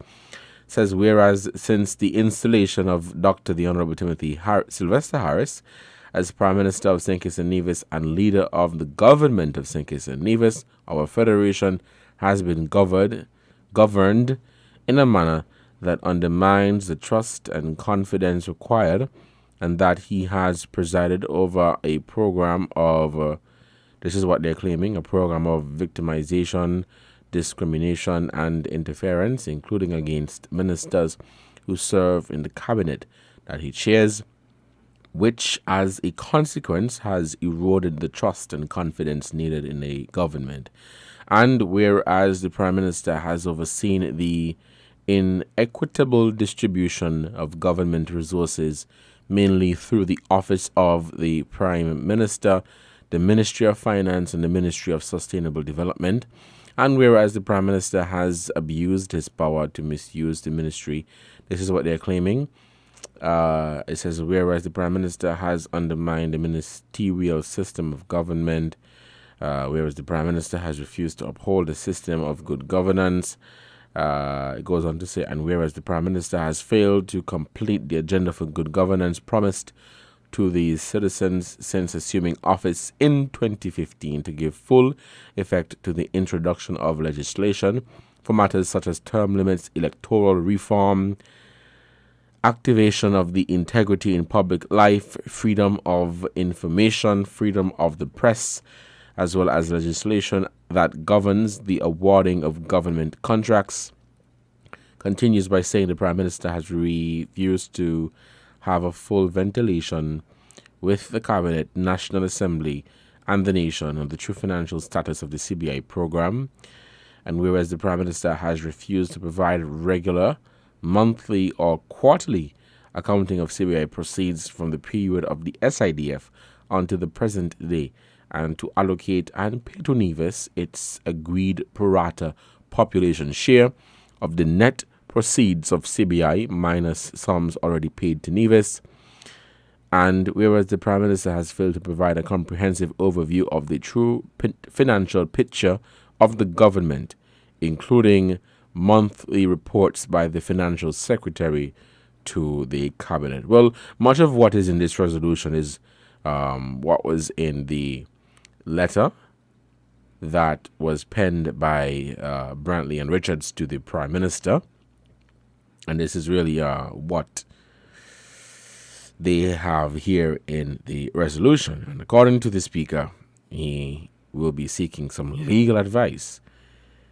It says, the Honorable Speaker wishes to advise that he is reviewing the resolution to ensure that it meets the stipulated requirements of both the Constitution of St. Kitts and Nevis and the standing orders of the National Assembly, such review to include seeking independent legal advice. Sorry, this is what came from the clerk of the National Assembly, responding to the elected members that wrote. I think some 6 elected members wrote to indicate that they no longer support the Prime Minister, Dr. Harris, that is, as the country's Prime Minister. So I can say, based on what I'm seeing here, over the next few days, there are going to be a lot more developments in our local politics, and from all indicators, a federal election. In Nevis, we would refer to it as a federal election. In St. Kitts, you perhaps would just say general or just election. But for the Nevisians listening, there may be a federal election before a local election based on, the developments in the politics that we're seeing here in St. Kitts and Nevis. Of course, the rhetoric on social media by the different political parties. A lot really has been happening. We have some callers on the line, so let's head back to the phone lines and take these calls. Okay, seem to have lost that caller.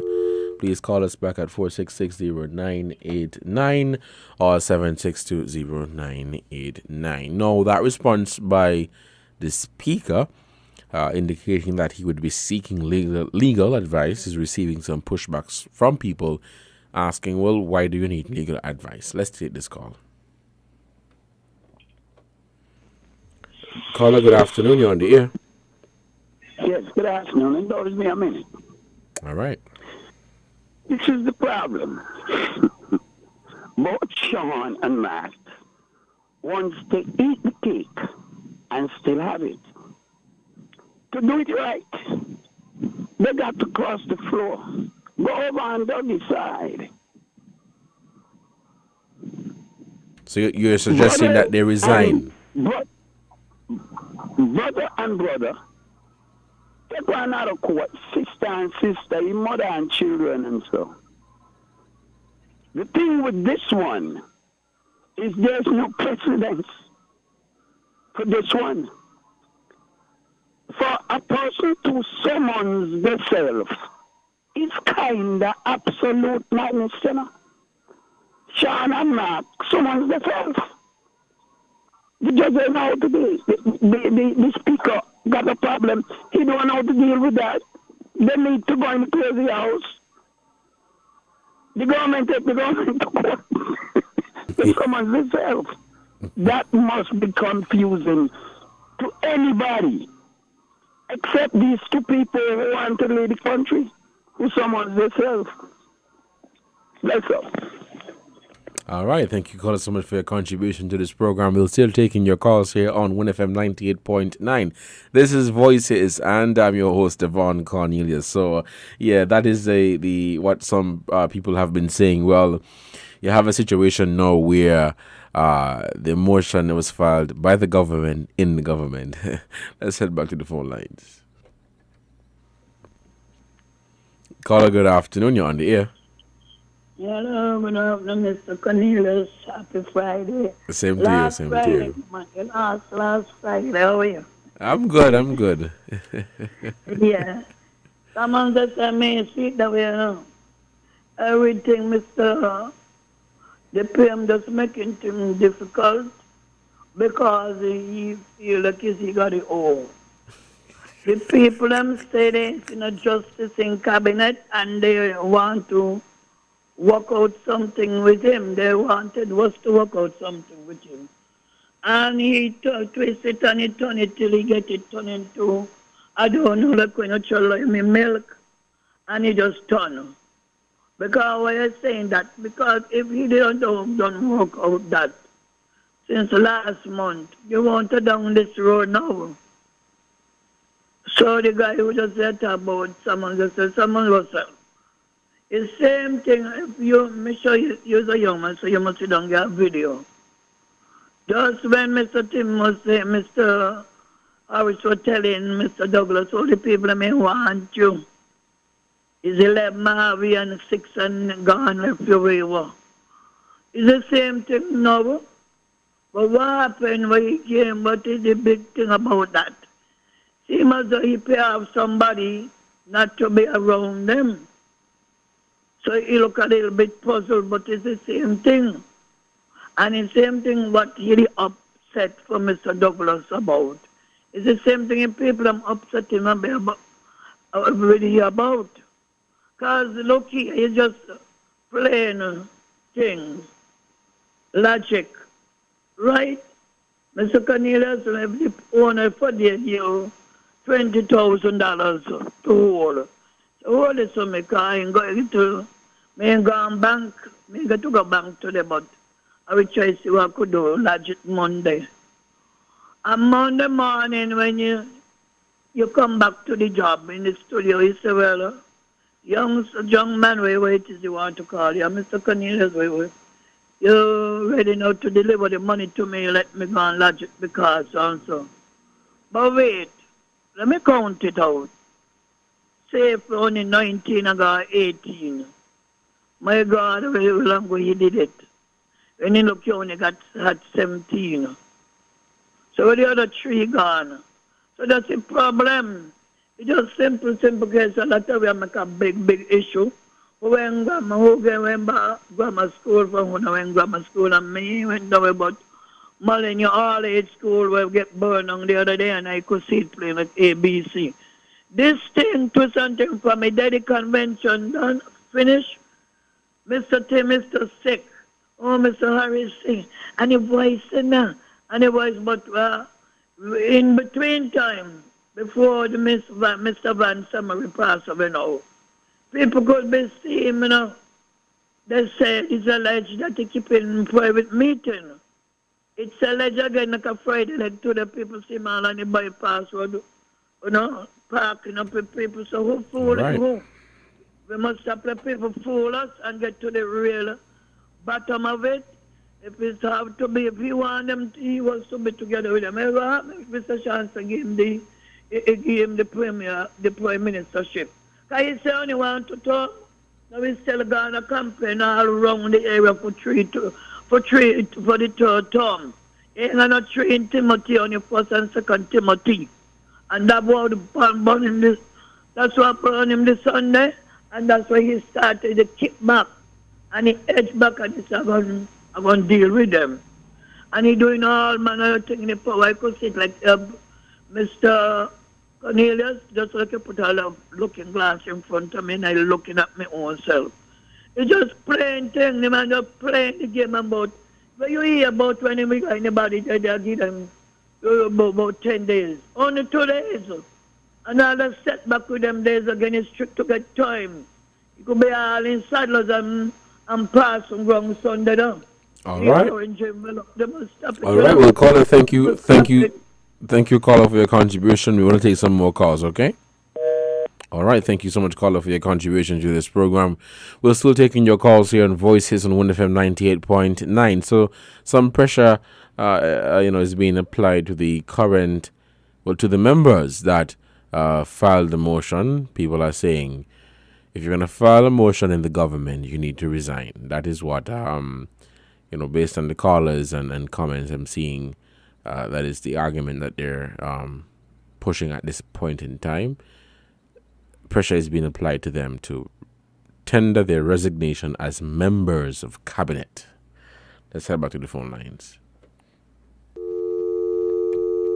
Okay, we lost that caller. Caller, you can call us back at 466-0989 or 762-0989. 466-0989. We are taking your call. So, yeah, if you're going to file a motion of no confidence in the government, then you should tender your resignation. Remember, though, I think that is what some have said. Remember, because perhaps some people were not clear on this, but if they were to tender their resignation, if they were to resign, they would still be elected representatives. So they would just be resigning as a cabinet member or a cabinet minister, whether you're a minister of this or whatever portfolio. So they're just resigning from being a minister in the cabinet of St. Kitts and Nevis in the government, but they would not be resigning as a member of parliament. If they were to resign as cabinet members or ministers, whatever they would call it, they would just be recognized as elected representatives or parliamentary representatives for the different districts in St. Kitts and Nevis. And be what some have said, well, 10-day resignation, let the motion go on. It's crazy. Let's head back to the phone lines. Caller, good afternoon. You're on the air. Yeah, good afternoon, Mr. Horse. How you doing again, brother? Good afternoon. I'm good, thanks. What about you? I'm good, man. I'm good. Awesome. Let me heal up my brother there up Mount Kill. Heal up Westbrook. Heal up. All right. That one, education is very, very vital, you know. Mm-hmm. Because if one is not educated, you cannot define words. Everybody free to do what they want if they're not breaking the law. So let them come back and bills when they come off. So whether the Prime Minister or Sean Richard or Dr. Douglas, whosoever want to go where they want to go canvass, that is their legal democratic rights. There is no law say you cannot canvass before a certain date. But anyway, I'm going to give you something. You might call it a light moment. When I was a little boy, one of my uncle gave my grandfather something, a cutlass. And then whatever happened between the two of them, my uncle took back the cutlass. And then my grandfather went to summon my uncle. But here the problem now. My grandfather was hard of hearing. Not lightly hard of hearing, hard of hearing. So when he went to summon my uncle, he didn't understand the question that the police put to him clearly. So the information that he gave to the police, when the case called up and he went in the court, and the magistrate asked for certain person to come inside, asked for my uncle to go in now, after he called in my grandfather, who summoned my uncle. Right. It's the same name. The police got out, they go call what done gone in the box. That is my grandfather's name. So the magistrate tell him, Mister, you summons yourself.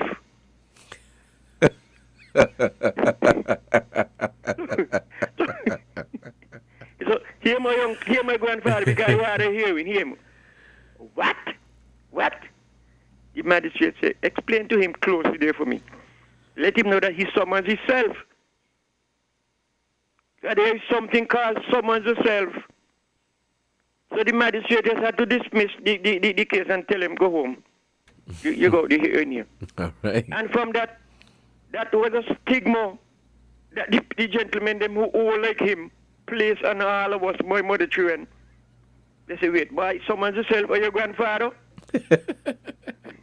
And I had to shake me and say, yeah, because I know what happened.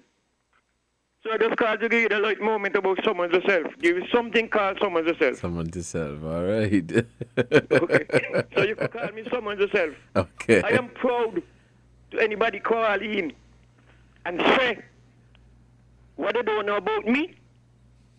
I am a U.S. citizen, and that is what they're going to come with.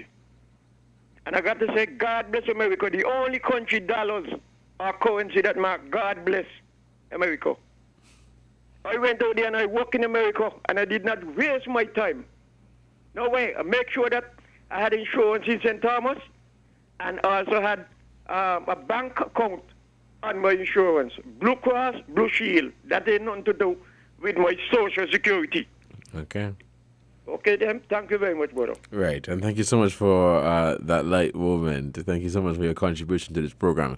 It is 10 minutes past the hour of 1 here in the studios of WINNFM 98.9, and you're tuned into Voices. I'm your host for today, Devon Cornelius. We'll end this program at 1:30, but let's take this break to give a shout out to the sponsors. When we come back, we will definitely continue the conversation. We'll take a break, and we'll be right back. We're different. We're 98.9. 98.9. Win FM. Supermarket shoppers understand that convenience matters. At Hortsport's Value Mart IGA, we know that price matters most. Ample parking and the widest variety matter. At Hortsport's Value Mart IGA, we know that price matters most. Clean, spacious aisles and the highest level of customer service all matter. At Hortsport's Value Mart IGA, price matters most. We've renewed our commitment to guarantee the lowest prices in the Federation. Why? Because we understand that in this tough economic environment, price matters most. Shop smart. Shop Value Mart, where price matters most. Farms Estate Nevis and Wellington Road, St. Kitts. Price matters most.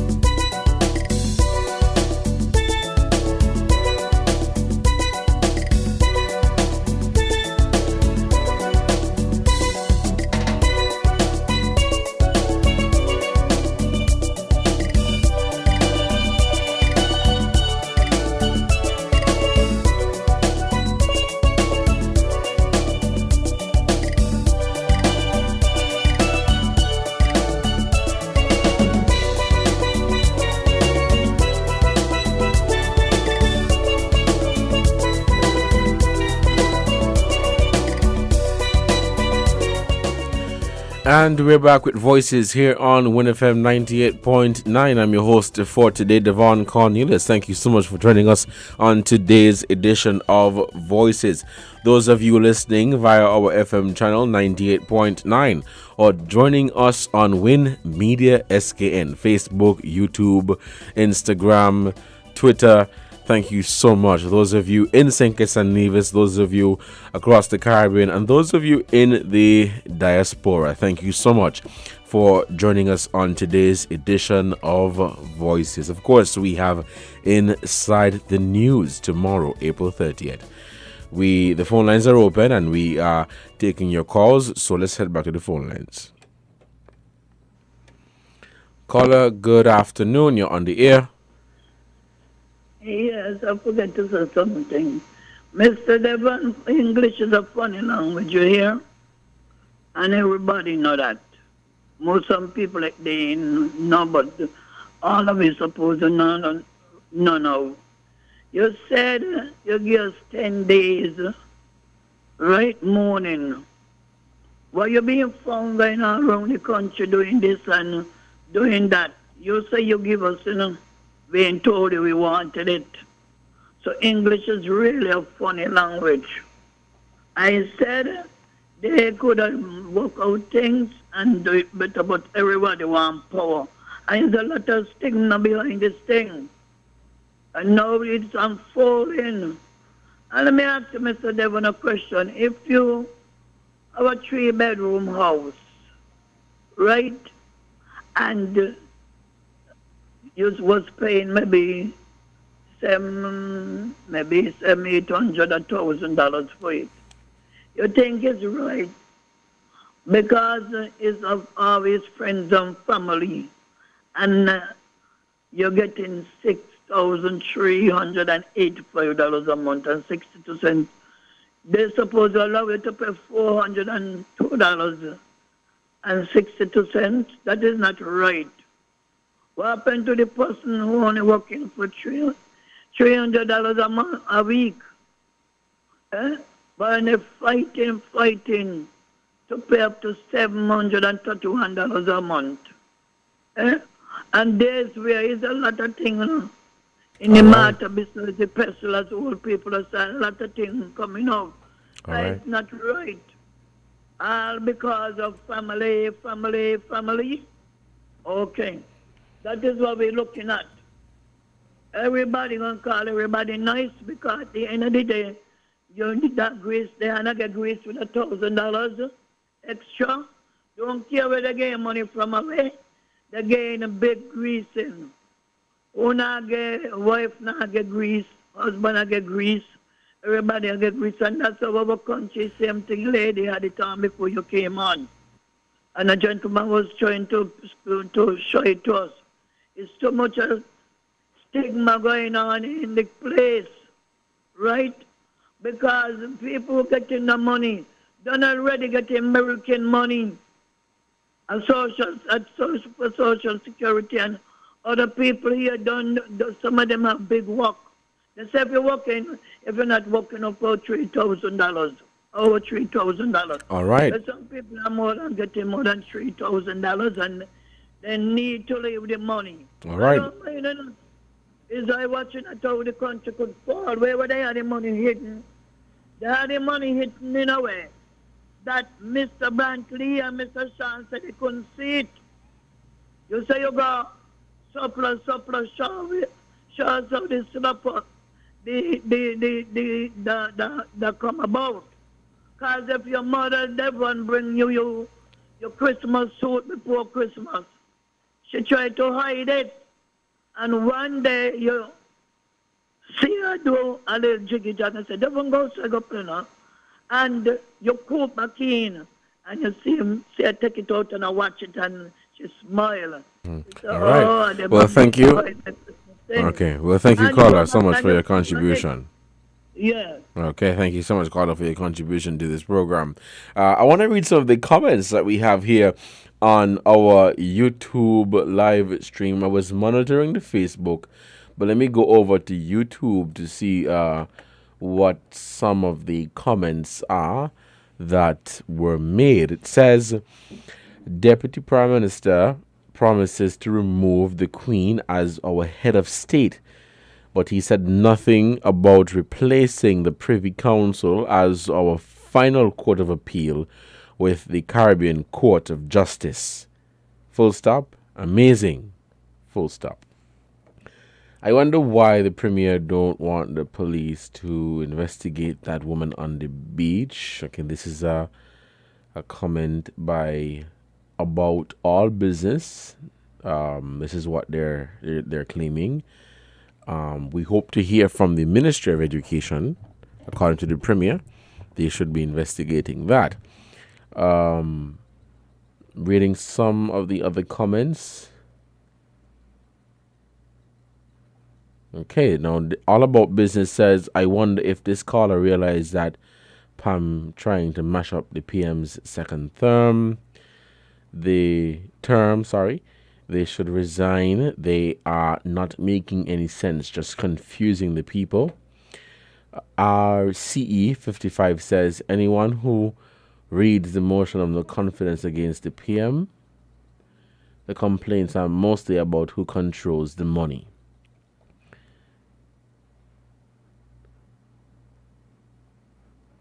Okay, reading some of the comments. So you file a motion of no confidence against yourself, then you are going to campaign to be Okay, so All About Business says, so you file a motion of no confidence against yourself, then you are going to campaign to be re-elected. It's a question that they're asking. The comment went on to say, our people are not stupid.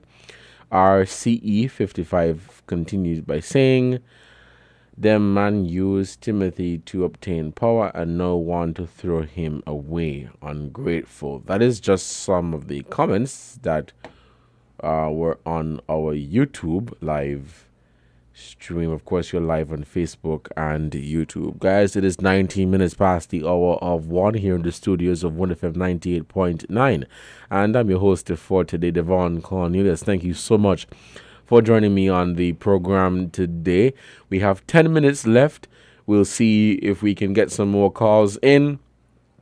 And of course, feel free to comment on our Facebook Live and our YouTube live stream. Your suggestion, your concern, voice your opinion right here on Voices Only on WINNFM 98.9. Call us at 466-0989. Let's head back to the phone lines. Caller, good afternoon. You're on the air. Yes, Mr. Cornelius. Good afternoon to you. Good afternoon. How are you? I'm fine. I have been listening, right? And this whole thing there is just a ball game. Mm-hmm. Because if the fella in motion against the Prime Minister, and there was in there for 7 years, The first term, how come none of them came out and said nothing until now? So if they're trying to blame Dr. Timothy Harris, they have to blame themselves too. All of them have to be blamed. Because you can't tell me you are already into cabinet and see certain things happening on what the Prime Minister is doing and didn't come out and say anything. So all of them have themselves to blame, according to what Mr. Dwyer Alston said. So you cannot throw the blame on top of the Prime Minister. You have to throw the blame on all of them, and all of them need to come out. If you file a motion against the Prime Minister, you cannot be trusted. You cannot be trusted, and that's the whole point about it. People in the Federation love Dr. Timothy Harris for the things that he was doing to help the poor people. And now you have these two corrupt gentlemen. One to say that you have 6 gentlemen that supporting Dr. Timothy Harris as Prime Minister. What happened to the first 5 terms? They didn't support him. They didn't work with him. That's a question I would like someone to call and say. Because this whole thing is just like a bargain. And furthermore, look at it. The ambassador came in Wednesday, 20th. And on the Mr. Mark show the same night, he said he gave the Prime Minister until midnight to respond. What sort of decency he had for Mr. Emery? What the Prime Minister was trying to say? Look, we have a crisis. Let us all mourn for the ambassador because of what happened. And then after that, we can play our football. But instead of that, they decided they're going to get him out of office. But they themselves are not getting in office. And the people is not going to trust them for the things that they did. And if they have to go to court, they're going to find themselves in an attempt of breaking the law. Because I know there are certain legal who is on the PAM party is trying the uttermost best to get certain people out of government. All right. Furthermore, they want out the Governor General. They want out the Attorney General. And they know exactly what they are doing. And again, what happened to Mr. Richards when he said in 2 months he didn't go into cabinet? He had a responsibility to go into cabinet and say what he thinks about certain things in the government. But he go on the radio station and say 2 months he ain't going into cabinet. And he ain't going in cabinet until he name is off a police record. All right, we'll call it. Thank you. What sort of decency he has as a deputy prime minister? Okay. So some kind of never do it yet. And now you have a deputy prime minister saying these are the accusations. You have a good afternoon. And you too. Thank you so much for your contribution to this program. It is 1:23 and we are still taking your calls here on WinFM 98.9 for another edition of Voices. Listening to the callers and of course following, what we're seeing on social media, based on the interaction and people responding to all of this that is going on in Team Unity. Some have said, why this thing is rather confusing. It's like you're in a tailspin, not knowing what is going to happen. But of course, that is expected. This is politics, and you don't know what is going to happen tomorrow in terms of the politics here in St. Kitts and Nevis. In terms of the elected representatives from PAM and CCM filing a motion of no confidence in the government to which they are a part. Part of the argument could be perhaps they wanted to, or perhaps they were trying to, resolve some of the issues internally, and that is based on what Brantley and Richards have said. They have said that, we've been really trying to, fix these issues and get these issues resolved and addressed internally. However, they have since decided to come public because they have been complaining. They have been doing their utmost best to ensure that these issues are addressed. But, of course, according to them, to no avail. And so that is why they decided to bring it to the public. At the same time, the question is being raised to, well, you were a part of this administration for 7 years. And from all reports, you told us that all was well. The relationship was perfect. It was beautiful. And that everything was working good and in the best interest of the people of St. Kitts and Nevis.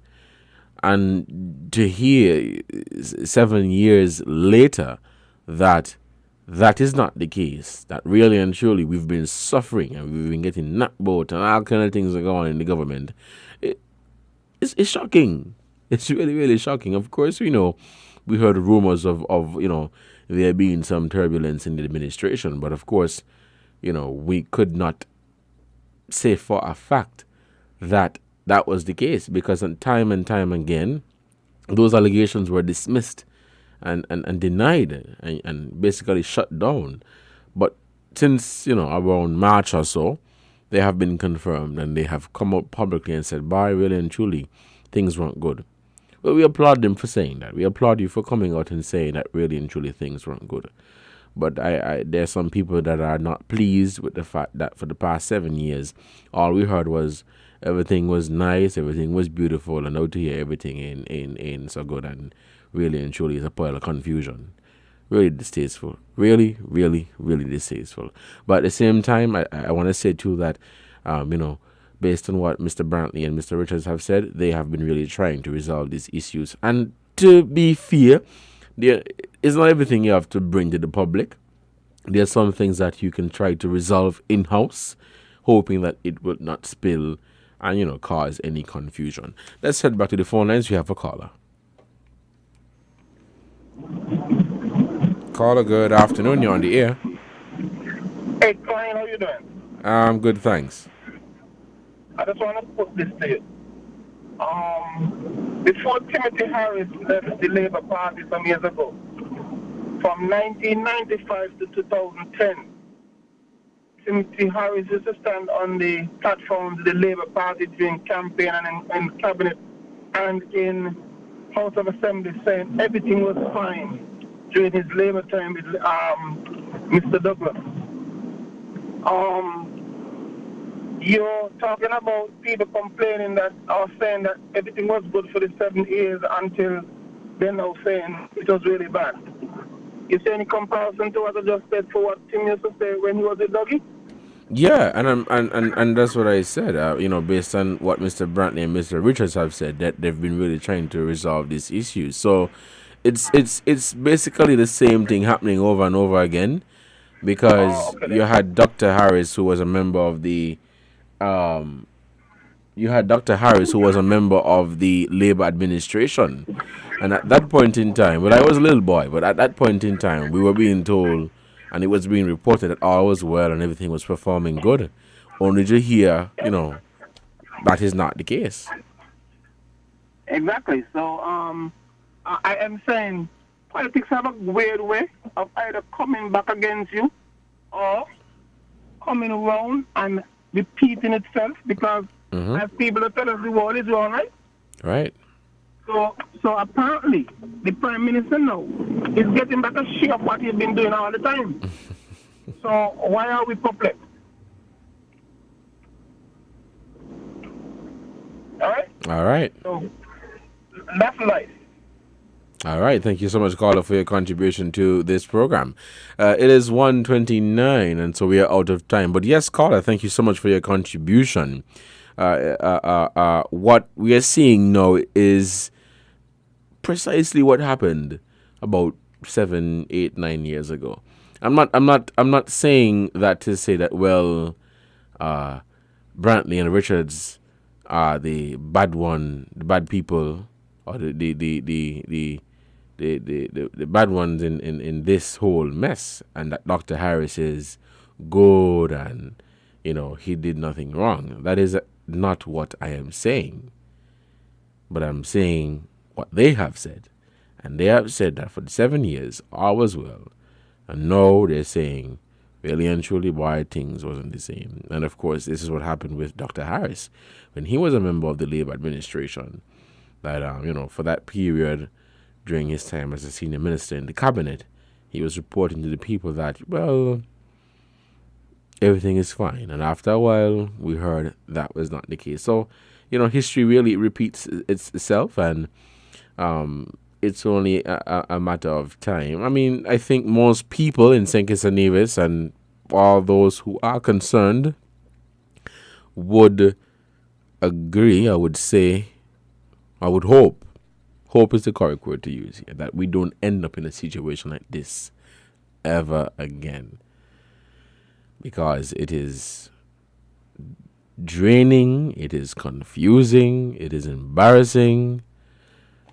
But, let's see what happens there. Guys, we are out of time, and so I'm going to have to bring this program to a close.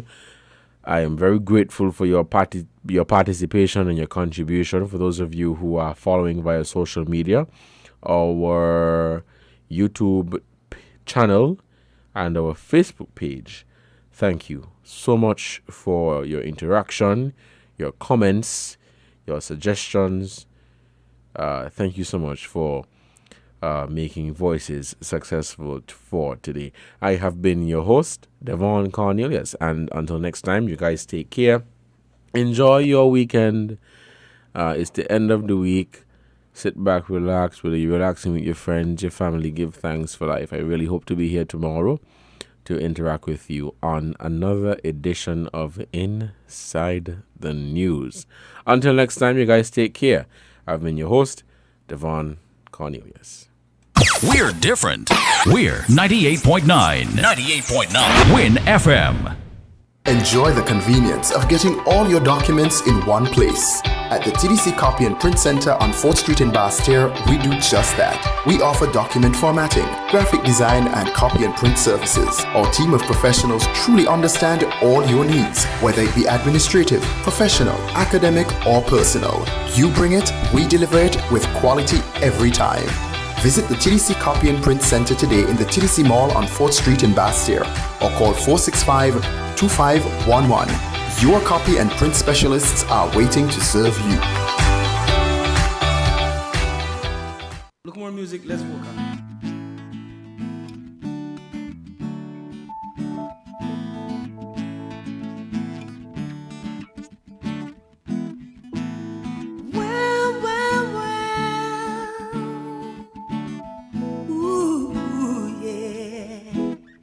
Everybody listen, war doesn't make friends. War turns people into homeless and refugees. War causes too many people to die. Can you tell me what's the reason?